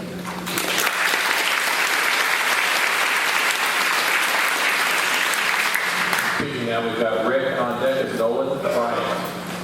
Hi, my name is Rick Bush, and I'm the library and instructional technology teacher at Stolen Middle School. I recognize quite a few years in November. One of the positions, and I'm the library instructional technology teacher, one of the positions mentioned earlier that will be cut in half at all secondary schools. You've heard a lot of ways that our students will be impacted. With my time, I want to speak to one way that our students will be losing out with this cut. CTE education, career technical education, is a big push right now, especially as it applies to computer science.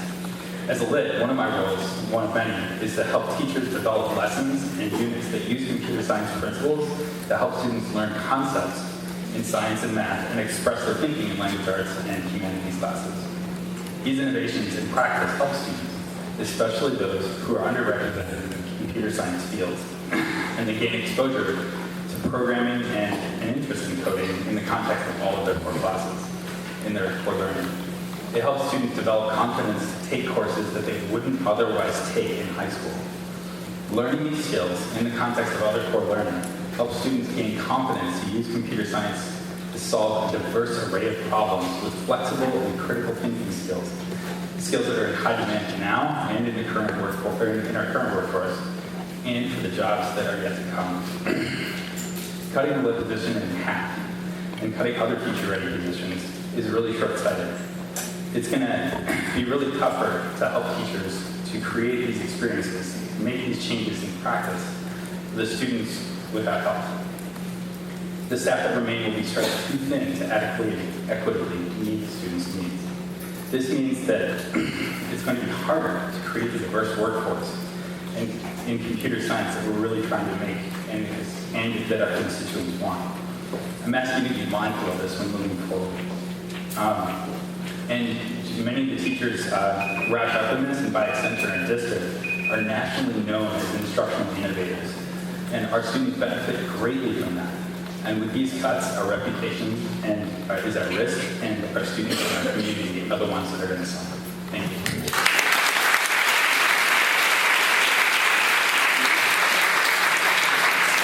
Speaking now is Nolan, and on deck is Betsy Thornwood.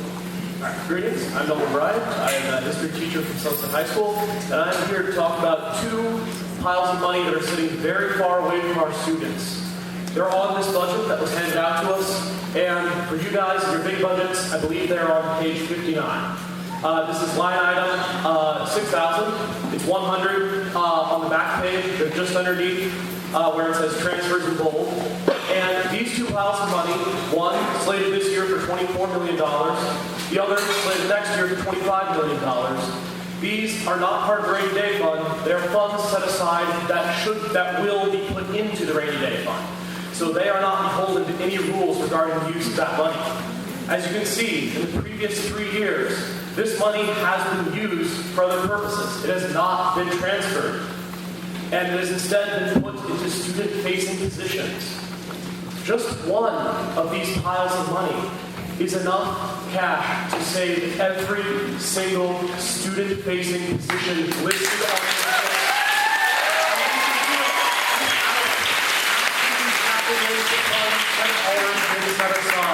We can do it just by doing things that we've done the past 3 years. So if we do not choose to take this money from far away from students and give it to positions facing students, everyone in this room would like to hear a very, very thorough explanation as to why this year and next year are different than the past 3 years. Yes.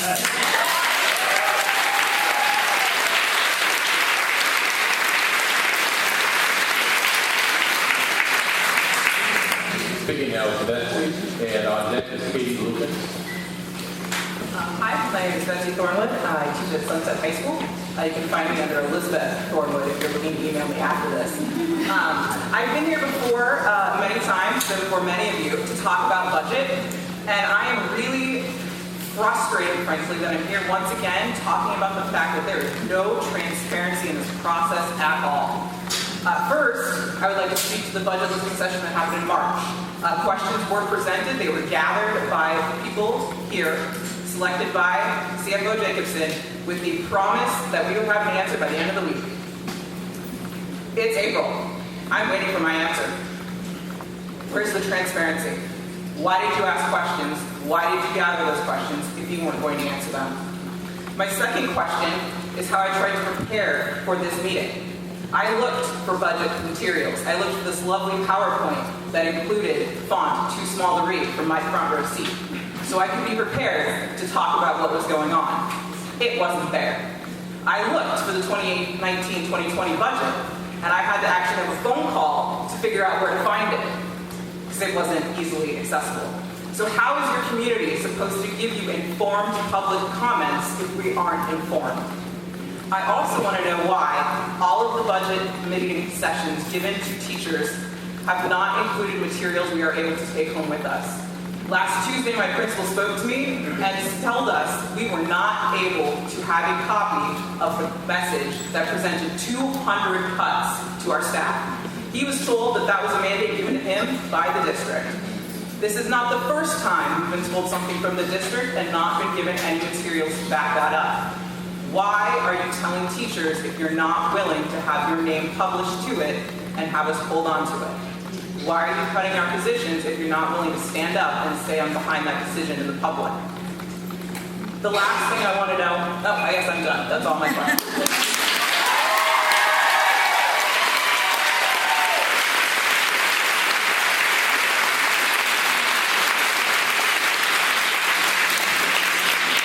Speaking now is Katie. On deck is Danielle Jacobson. Hi, I'm Katie Lukens, and I'm a third-year teacher here in Beaverton, and I'm a probationary teacher as well. I'm once again looking at losing my job due to a budget shortfall. 2 years ago, as a temp teacher, I was laid off, along with a bunch of other people who were then rehired. As I think about my students and the children of Beaverton, they need stable adults in their lives. These layoffs and these budget cuts do not provide them with stable adults in their lives.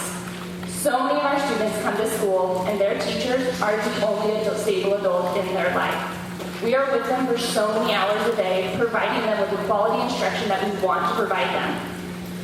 We are cutting over 200 teachers from our district who show up every day to serve our students and do their best. We are reducing or eliminating programs that can prepare our students for success. You have to ask yourselves when you are looking at these budgets and looking at making cuts, are you making reductions with students at the forefront, or are we causing active harm?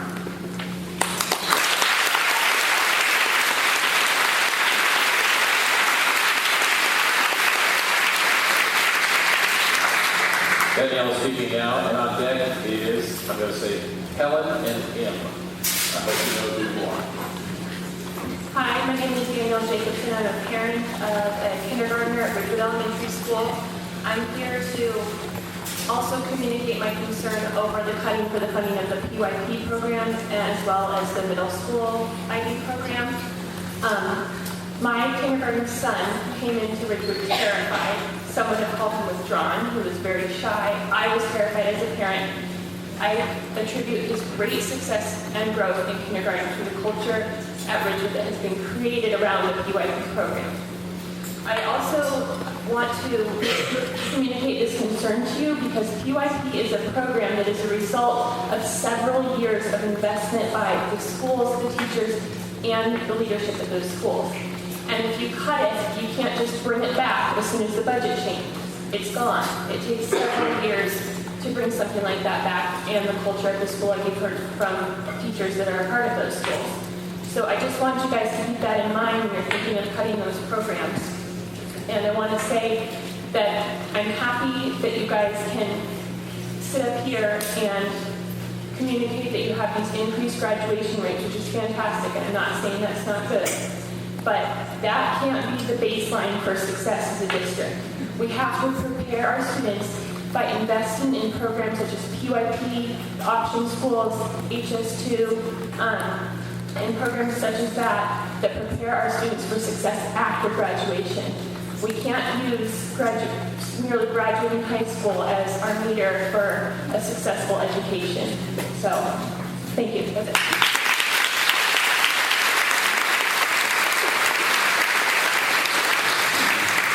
Speaking now are Helen and Em. I believe you're Western High School students. Right. Excellent. And on deck is Heidi Gilbert. Thank you. Hi, my name is Helen.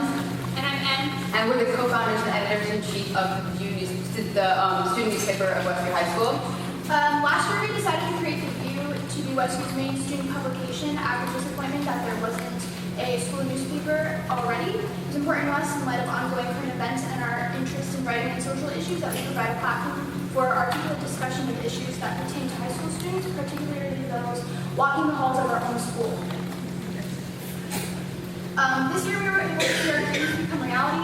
We assembled a club of enthusiastic and talented students ready to write articles about topics ranging from movie reviews and winter sports to gun violence and mental illness.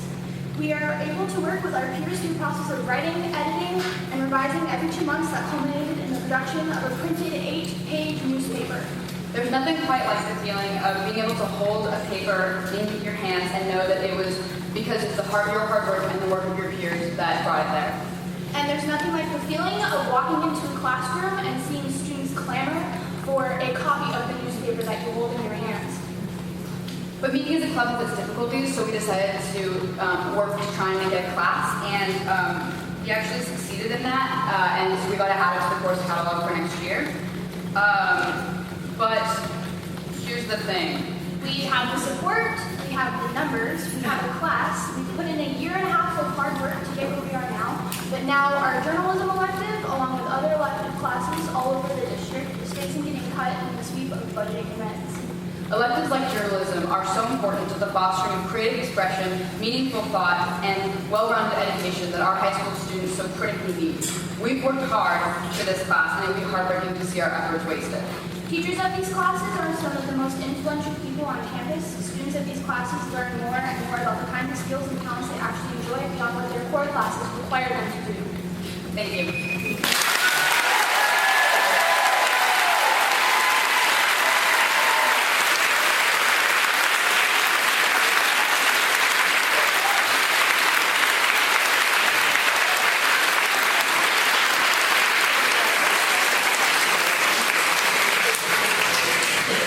Speaking now, we have Heidi Gilbertson, and on deck is Alfredo Soares Vega.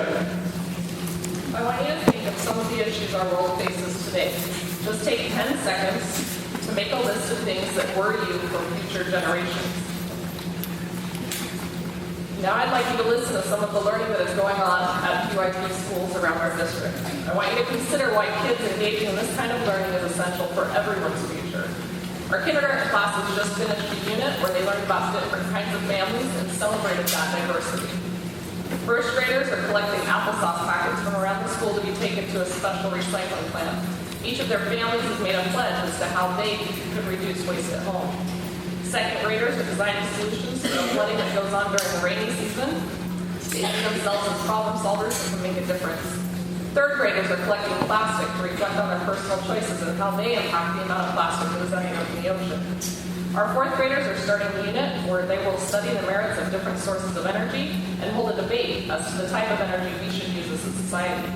Fifth graders are about to start an exhibition in which they each design their own unit around an issue they want to see solved.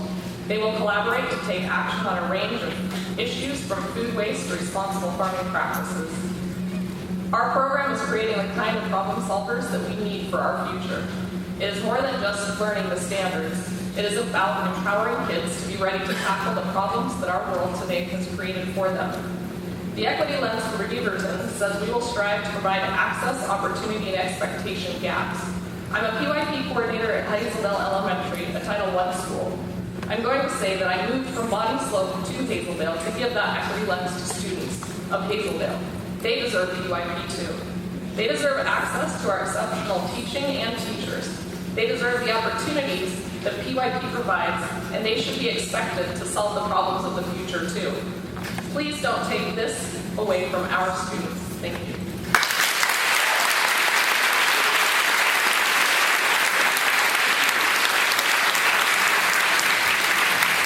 Speaking now of Alfredo, on deck is Trish Badowski. Alfredo Soares Vega. I have been with the district for 13 years, working at Aloha Hewlett Park in the different capacities. I came prepared with Plan A, but you already listened a lot of that, and you will probably hear more of that, so I'm going to go Plan B. I'm looking at you as a leadership team and as individuals. And what I want to do is encourage you and ask you to keep the commitment to fund schools. You and I might see different the situation because there are multiple realities. And the risk is that you and I can see at the same situation under different lens. Let's come together and do what matters the most. And the most is learners. I would encourage you to look at every variable at your disposal. Be it those problems, liabilities, technical problems, or things that you do not know at the moment. Because at the end, I will remain positive, but honestly, how can I talk to parents and say, we are going to provide the best services with less teacher, less money, but more students per classroom? Thank you.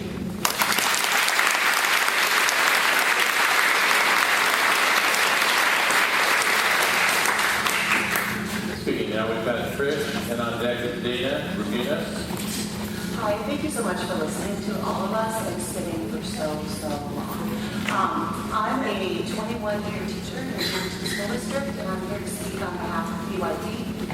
I want to share with you my why. We've heard a lot of great things tonight about the program. My why goes back to when we were starting our journey at Raleigh Park, and I was teaching third grade. We developed a unit around the central idea and needs create systems. So instead of learning about Portland as a city, students were researching and finding out about cities all around the world, deciding what needs their city was going to have, designing systems to meet those needs. And that first year, oh my gosh, every kid came to me. This is that version of this stuff. This is that. What are we going to do about this? Oh my gosh, the medical system only wants to have vet clinics. So what are we going to do? So then 3 years later, when I'm teaching kids who have grown up in PYD since kindergarten, every year got a little better, but I still remember that class that came in as kindergartners, and not one kid approached me. They were like, we need a mayor, we need a city manager, we're going to have an election. And they delegated to the city manager every day, tell Mrs. Paz what's going on so she knows. So that frees me up as an educator. Instead of solving problems and telling kids what to do, I can try to elevate their thinking. I can dip into groups, I can pose questions, and watch these amazing kids become self-directed learners, collaborative, creative problem solvers, and take action. That's not just college and career ready, that is life ready.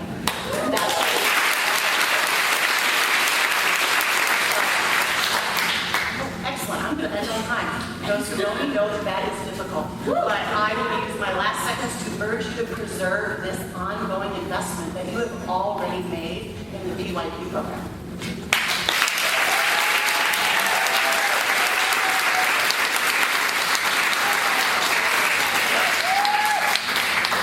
Speaking now, we have Dana, and on deck is Zeshia Arkogun. Hello, my name is Dana, and I have 2 children in the elementary school at Oak Hills Elementary.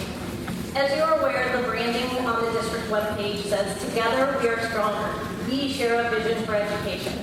It's with that we in mind that I recently read the budget email that went out to parents and wondered how the board allowed the school leadership to create such a divide in our community around the budget deficit.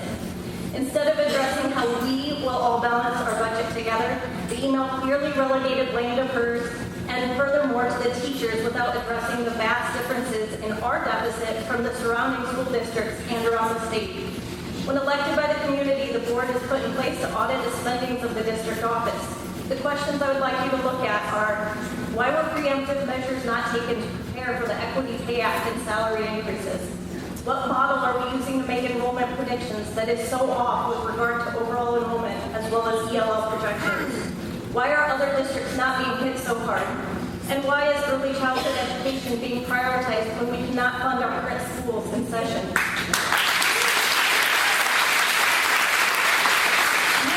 Mistakes have been made. We're not looking to place blame, but we want to focus on how we go about correcting them now that our district has reached an almost insurmountable deficit. Let us not mimic our society and allow the few at the top to overspend and our children's education to suffer. Yes. School districts around the state have banded together to make a public statement on May 8th and support our kids, our students, the education of our future leaders. Yet our leadership instead is spending time articulating emails that blatantly go against the we in our pillar.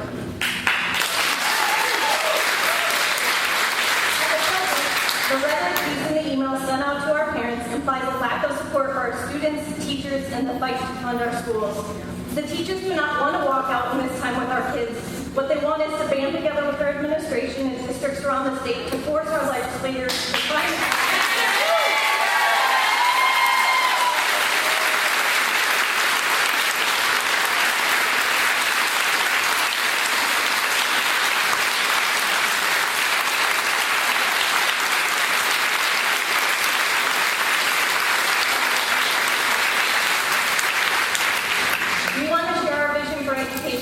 stronger and work together to have legislation fund our schools. Please support our teachers on May 8th as they work to support our kids and work to find ways to fix the deficit. As Mr. Browning stated tonight, legislators are feeling the pressure. Make it a we on May 8th.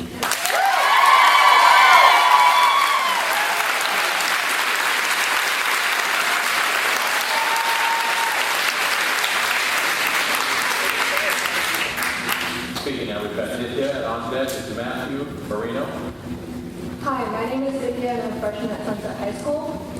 I'm not here to pretend like I understand the numbers of everything that's going on here, but what I do understand is that you are cutting 200 teachers from our staff, from our district, and I do not think that is right to cut these teachers pour their heart and soul into creating like lesson plans for us. And I had a teacher, not to call you out, but she had a dream about lesson plans. These teachers are working every single hour of every single day to make our education better. And I do not believe that increasing class sizes is going to help our education. When you were speaking earlier today, you mentioned that you want quality education with quality educators.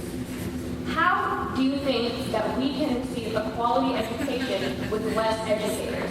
How do you think that we can receive a quality education with larger class sizes, with less teachers to focus on the students?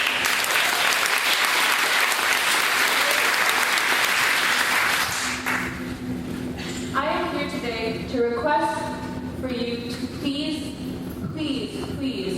reconsider your budget cuts from the teachers, because our students need our teachers. I wouldn't be up here today if it wasn't for my leadership teacher. I have no self-confidence.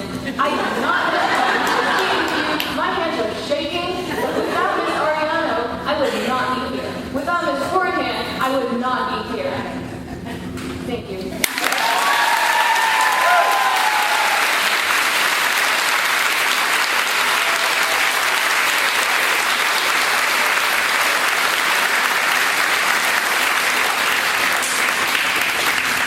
Speaking now, we have Matthew Marino.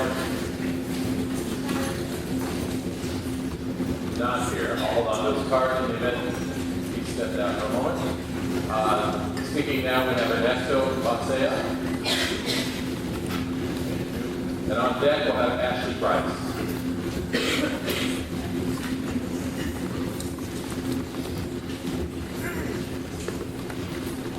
Thank you everyone for having me.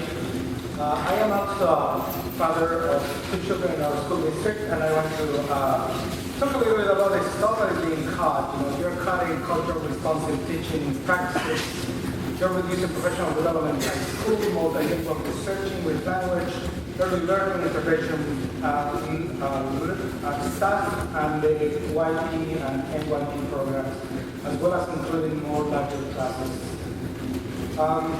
I see these cuts as being targeted to those individuals that in many cases need the most attention than anybody else. I see these cuts being targeted to the poor, to communities of color, and kids that really need more attention than other kids do. My family and I are very fortunate to have the resources and ability to provide extended education activities for our kids, but many people don't have those opportunities. I really hope that you could consider this budget and priorities that you're making in this budget all together.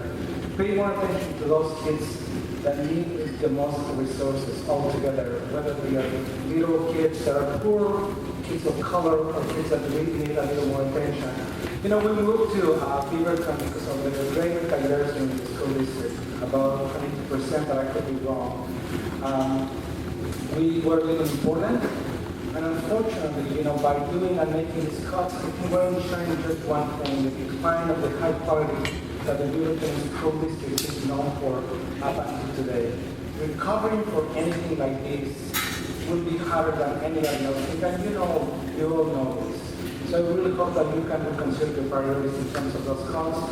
Hopefully we can find solutions. One thing that I haven't heard from anybody in this board is what solutions or alternatives do we have as parents to help and support the system, either through a non-profit organization such as the one that PBS is trying to put together to fundraise and to bring more resources to the system that is underfunded, the foundation that we can put together, writing for legislators on the education committees. None of that has been released to us, and I hope that you can share that information with all of us so we can support us with these efforts. Thank you.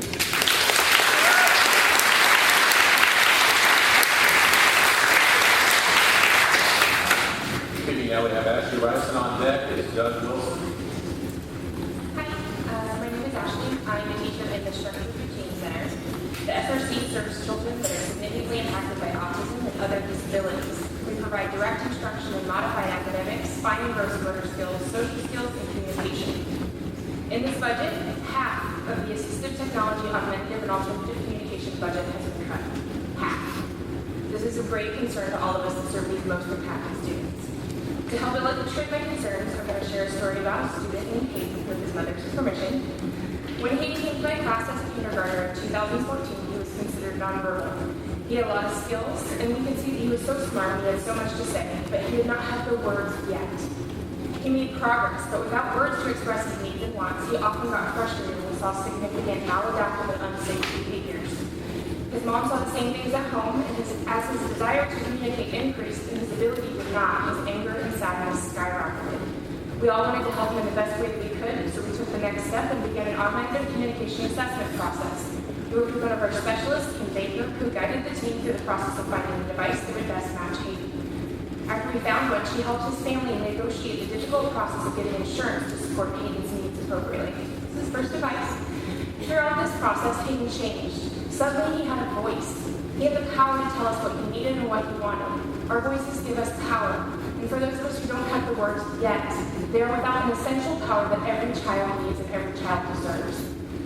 Today, Hayden is in the 4th grade. He's talking, he has friends, and his unsafe behaviors are completely gone. His mom stressed when we talked on the phone this morning that he would not be here without the support that he had when he needed it the most. Since so many of my students begin their educational careers without words, I am here today to raise my voice for those who do not have words yet. That yet is so important because it illustrates promise. These children have all the potential in the world to rise to the challenges that surround them if they have the support and services they so desperately need. Thank you.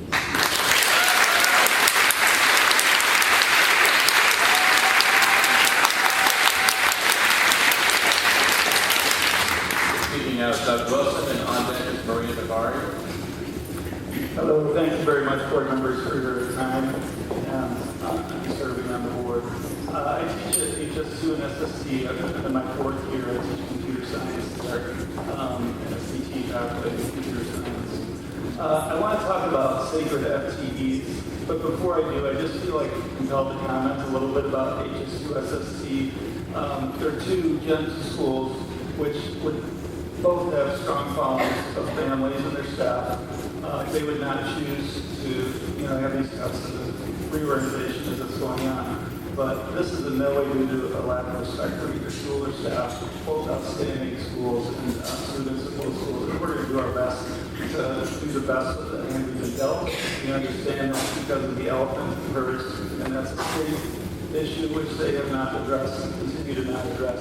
But I want to talk about sacred FTEs because 2 years ago I also got a slip in the mail to say your position might be laid off.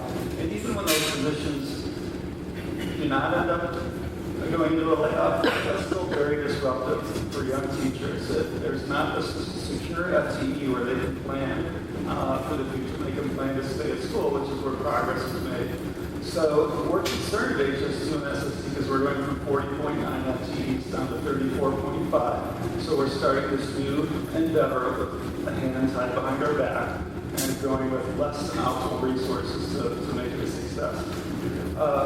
We had a meeting back in the fall with both staffs from both schools, and we were asked how we would prioritize cuts that were facing the district. And everybody that I spoke with, we were in agreement on one thing, that FTEs would be the last thing we'd want to cut. We did see, taking shorter hours or other things other than cutting those FTEs because they're so important to students, colleagues, and the teachers themselves.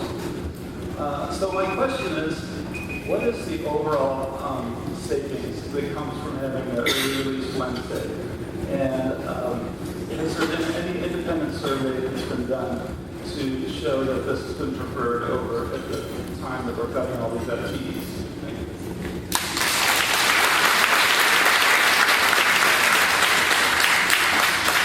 Speaking as Maria, and on deck is Eric Cooper. Hi, my name is Maria Navarre, and I'm currently a ninth grader at Sunset High School.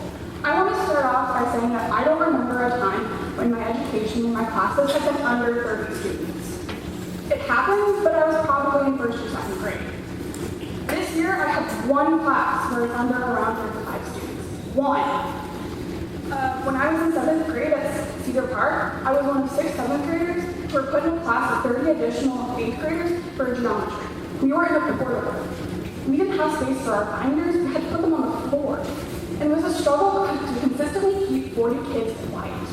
Next year, this will be a reality. Next year, we will have 45 kids in these classes, and that's not okay. I want to be able to develop good relationships with my teachers and who know me as an individual and as a learner and know that I need to succeed. We need this. For too long, I have seen teachers who are overworked and underpaid, and there's no way for us to be treating these people who dedicate their lives to this career. I am blessed to have been a part of the swimming program at Sunset and Cedar Park, where my classes were around 30 students, and my teachers knew me as best they could. I am also blessed to have parents who understand the value and importance of education and are able to support me when I'm struggling as an individual. But I'm not the norm.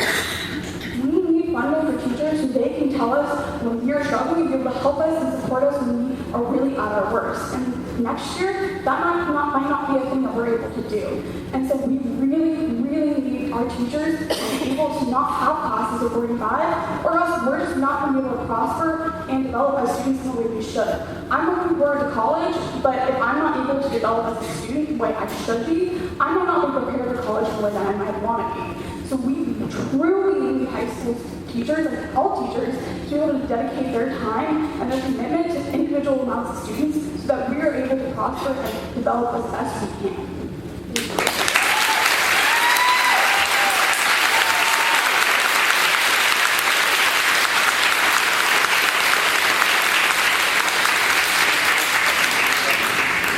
Speaking now, we have Eric, and on deck is Kathy Barnes. Good evening and thank you. This is my third board-type meeting. I have 3 children, with our youngest being a sophomore at Mount Sinai High School, and she loves working with the neurodiverse students there that have amazing programs, so thank you for that. My first time was to lobby for a lower lottery percentage for selected students at Akron. At that time, my boy was a boy, and he was called for horrendous names as other students take him for other things.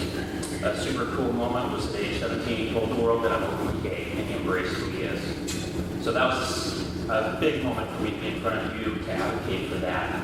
Now, unfortunately, second time was when my son advocated for additional custodians as part of the senior project. Now, for the third time, I'm having to be here to try to help advocate that we be bold to go ahead and try to help at the state level conquer this monster called PERS. We have to be bold. We have to act now before it's too late. Those of us that can move, quite frankly, we're going to move out of state. We understand the ramifications for this. We have options. And I don't want to see the day that it's either do we pay our retirees or do we pay our employees. I see that coming crystal clear as a stockbroker, investment broker for 17 years. It's coming that way. I implore you guys to be bold. I implore you to work with us to try to help our legislators come up with a way that is sustainable so we can get off this awful roller coaster.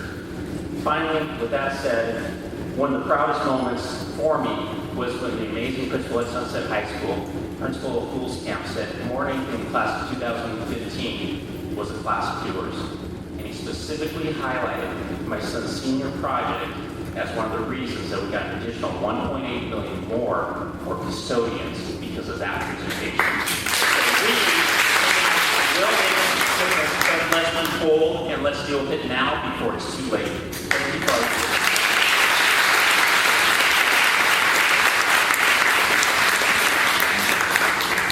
Speaking now is Kathy, and on deck is Tommy Millward. Hi, I'm Kathy Barnes. I believe I'm one of the furthest distance teachers in our district. I chose, and I choose daily, to get up at the crack of dawn, to drive an hour and a half to work, and to drive an hour and a half home. I live in Seaside. I commit to the kids at McKinley Elementary daily. It is a Title I school with open door, left and right. We're getting a new kid tomorrow. We are under budgeted for students every single year. We have a 4th grade group of kids that has 3 teachers. There is 34 kids in a class. That goes up by 3. We literally cannot fit them in our PE portable. There's 2 of us. We've been told that I am half gone if I have a job at all. I know that all these programs matter, but I know that these kids come into my class and need that release. When they have physical education, and they can get their wiggles out, or their whatever out, or they just need to throw a ball against a wall hard because they haven't had that chance because they've been stuck in a classroom, sitting down having to do a 45-minute math block or reading block, and they're like, I can't do that because I am not that kid. My class matters. My kids matter. I commit to it every day. I'm embarrassed to say that I work for Beaverton now. It's embarrassing to say what's going on when I have local friends in Seaside, and they're like, what are you talking about? It's embarrassing. I was really proud when I got this job. This is a second career for me. I've worked with all kids, from preschool to kids in jail. I've worked at I've seen it all. But to see this happening is really, it's not frustrating, it's not irritating, it's not upsetting. I'm pissed. And I'm here to talk to those PE teachers because there's a bunch of us on the block, along with those special ed teachers who are serving those SRC classes. So please think differently about what your choices are going to be.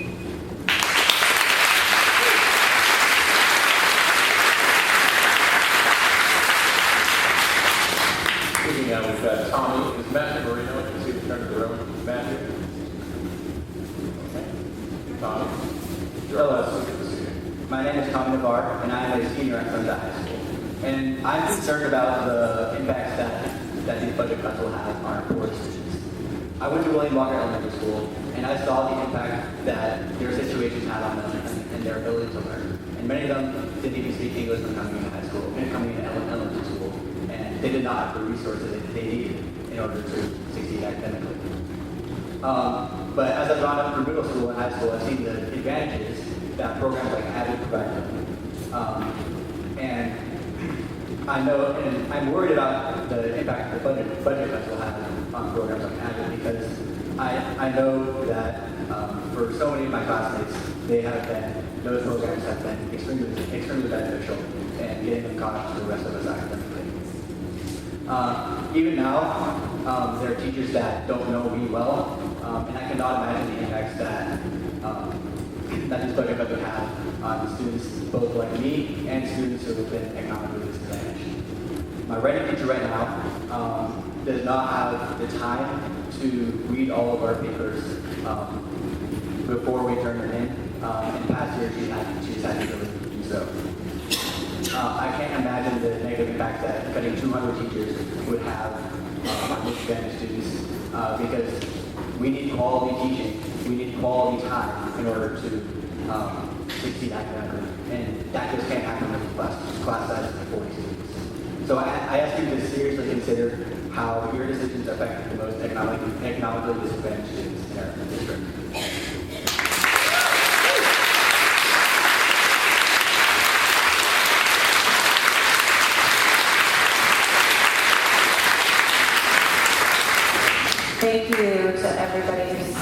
tonight. And just to say briefly that the Budget Committee will be taking your comments into consideration as we work through these details over the next month or two.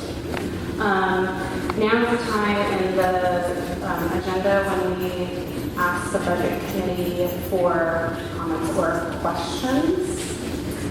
We can try to keep it brief if we like. I'm going to turn it over, I think, maybe start with Anne. Would you like to make any comments or have any questions in particular? I will send my questions. Send the green light is on so that we can hear me. I'm going to send my questions in. I thought I would spend a minute though explaining much of what was heard tonight, which is that I think I can speak for most of the people around this table that we are incredibly saddened and frustrated to be in this position of a time of economic growth in our state when we are facing budget cuts of $35 million, particularly because as a board member for the last 6 years, I would say one of the things I was proud of besides that high graduation rate is the fact that we have tried very diligently to be financially prudent. And it breaks my heart that we are here having conversations about cutting $35 million. I think that collectively, OSBA, Beaverton School Board, and teachers are united in our demands that the state adjust our funding issues. And in fact, I wanted to channel some of the words that I heard tonight because I know that everyone in this room speaks for those who don't have words yet. It's the children of our state that we are all here to represent and to serve, and they do not have the words, so it is really incumbent on each of us to give them words and to represent them as we struggle as a collective adult community to provide the resources that we know that are necessary. I know that as board members, we are dedicated to that, as well as facing the tough choices that we are faced with because of years of underplanning that the state of Oregon has taken on. I'll turn it over to Sarah to finish. Sarah? I was just wondering for staff, we have some staff, if there's a way to open up a portal for comments for the public to continue to have open comments, give us more comments throughout. I know that was a process that we did, but now we're beginning just by time. So not everybody can hear Thank you. Do you want to say?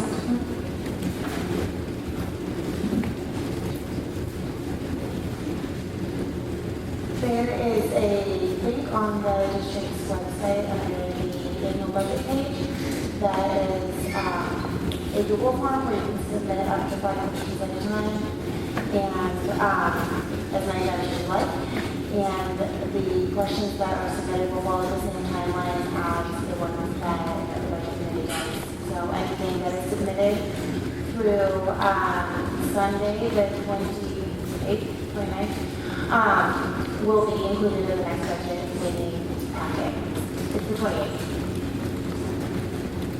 Her question is not about how budget committee members, but No, there is one for public. Yes, it's on the district website and it operates the same as the budget committee, but it is available to anyone. Tom, do you have a comment or question? Yeah, I got a little bit of both.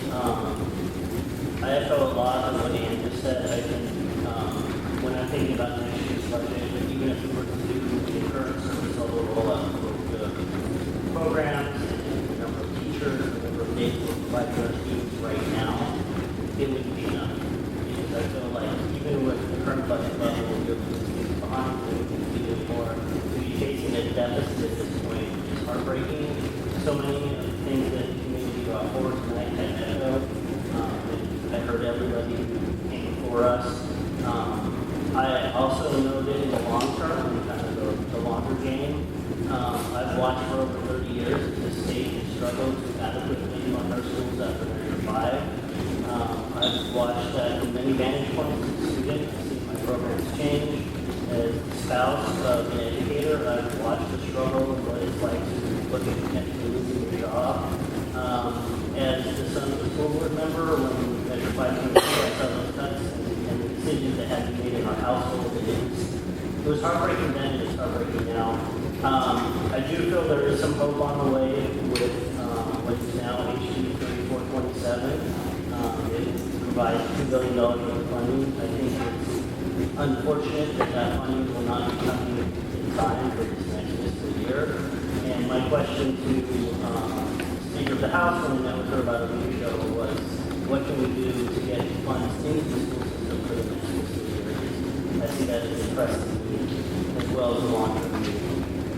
More specifically with this budget, though, I have a question regarding the staffing allocation for the Arts and Communications Academy and the International School of Percent. I think what I'm seeing on these sheets is an error, and I just want to confirm that because the staffing allocation at ACMA and at ISD, it looks like those are almost 50% increases. So the middle school teachers were in the formula were left out of that page, and they will be fixed for the final adopted version. Okay. Then page 66, looking at the general fund and object 0100. I think I understand why this is the way it is, but I also want to get clarification because I think this is something that requires a sort of clarification point. I'm looking at the variance explanation of being 263.2 FTE, and then I'm looking at the variance from the budget it being $7,267,822. And obviously that large number of FTE doesn't add up to that smaller dollar amount. So is there, I'm assuming this takes into account some of the miscalculations this year? Exactly. It includes the $6 million increase to staffing and $3 million for associated payroll costs, which part of it was the payout. Great, thank you. Greg. No additional comments on anything, comments or questions answered, or anything else I need to submit online. Brian. One question I have for Don, you mentioned that 7% increase in Title I. I was wondering if that could be quantified in dollars. I can get that. Okay.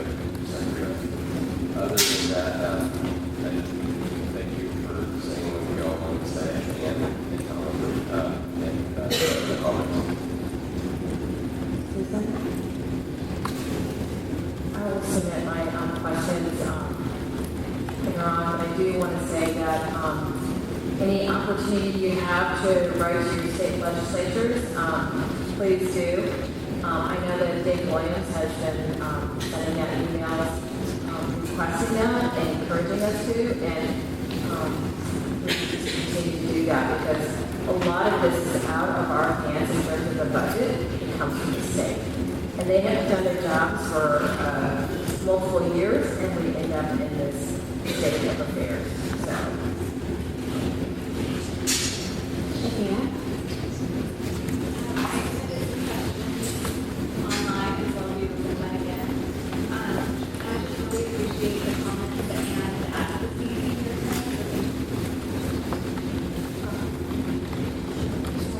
Say for the record, I have two sons. They are 26 right now and 24. So I was around here as a parent the last time we had the budget cuts.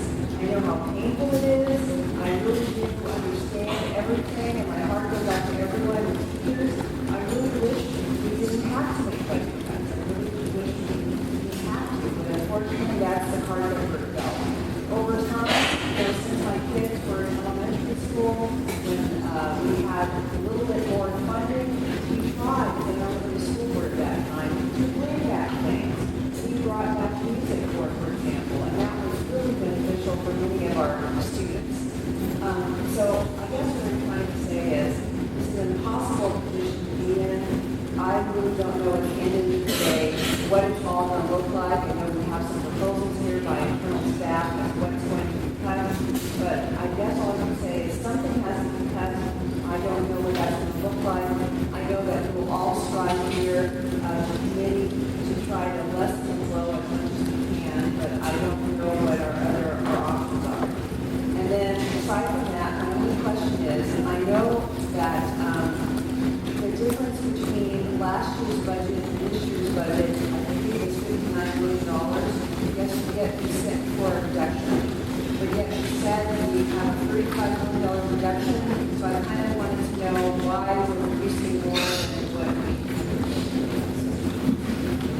So that's all funds, and the biggest change there, Donna, was the spend down of the bond fund. So that it's all funds, so you have to look at all funds.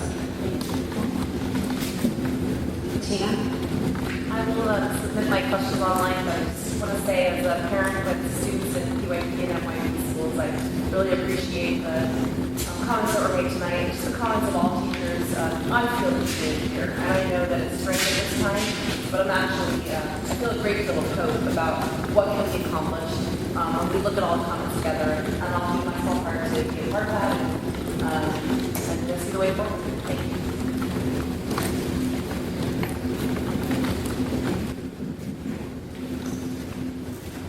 I always appreciate when we have budget members and board members, and as well as our community that is so passionate about our schools. I will take that anytime over apathy, and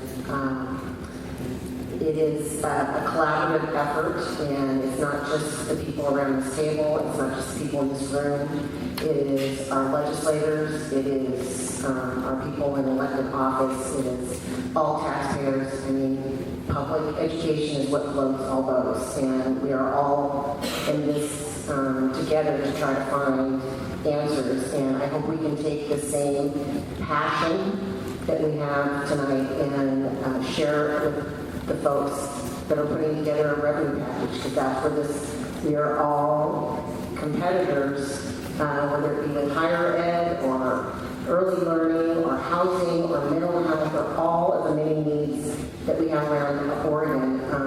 We become competitors with going with small pieces of the pie. The pie needs to be bigger. If we as Oregonians want these things for all of our population, not just our school kids, but it's our responsibility as this budget committee to be responsible for the 41,000 kids that we have under our care. So I thank everyone for coming out tonight. I thank everyone for their dedication to this service, asking the tough questions, and we will continue to keep asking the tough questions until we try to get to where we know what the next plan is. I am in this for the long game, not just the short game, long game, and I am as tired as anybody else of this roller coaster ride.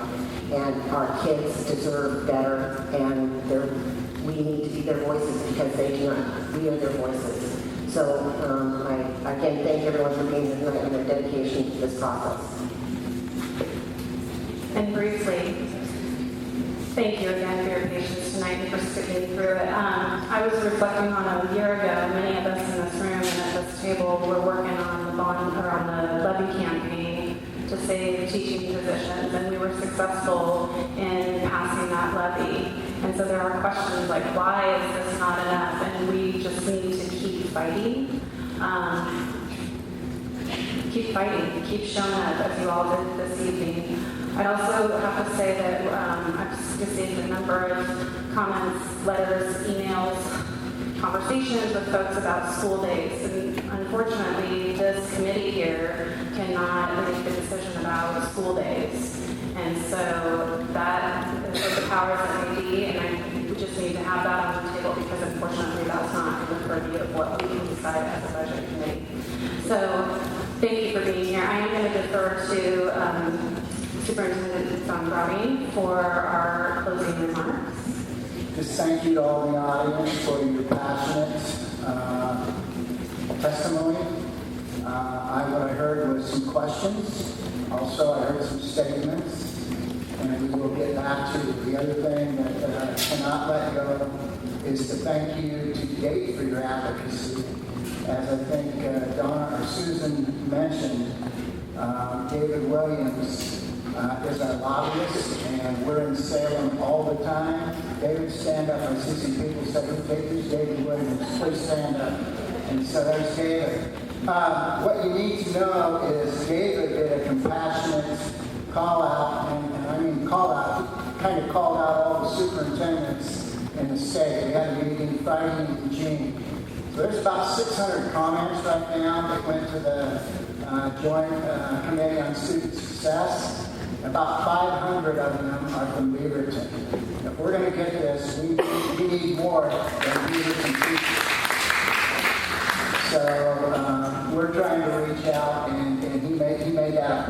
going to take all of this. We have this absolutely unique opportunity. Becky talked about the long haul.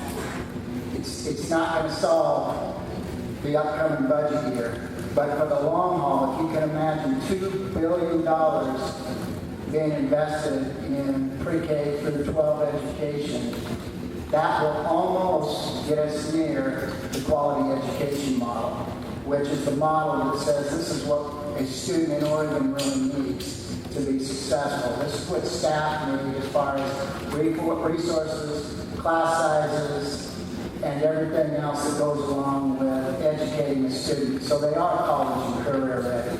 And you have a global perspective of going out there.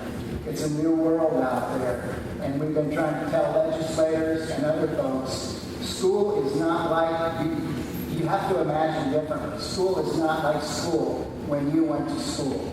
There's different students coming through our system that have completely different needs. So once again, thank you, gentlemen here. I think it's going to have to be something bold. I think we just can't kick this can for the next biennium. We've got to solve problems so we're not right back there every 2 years begging and asking for the same funding. So thank you for coming. And finally, we need to set the agenda for the May 13th meeting. So Jessica Jones, our budget panel. For the next meeting, we will bring back any of the answers to the questions that are submitted through the Google form through April 28th, as well as questions that are submitted through the district website through the public comment form. And I have one item that we did not provide an answer to today, and it was the Title I reduction $100. But we'll add the Title I reduction quantified in dollars to our responses to the budgetary questions.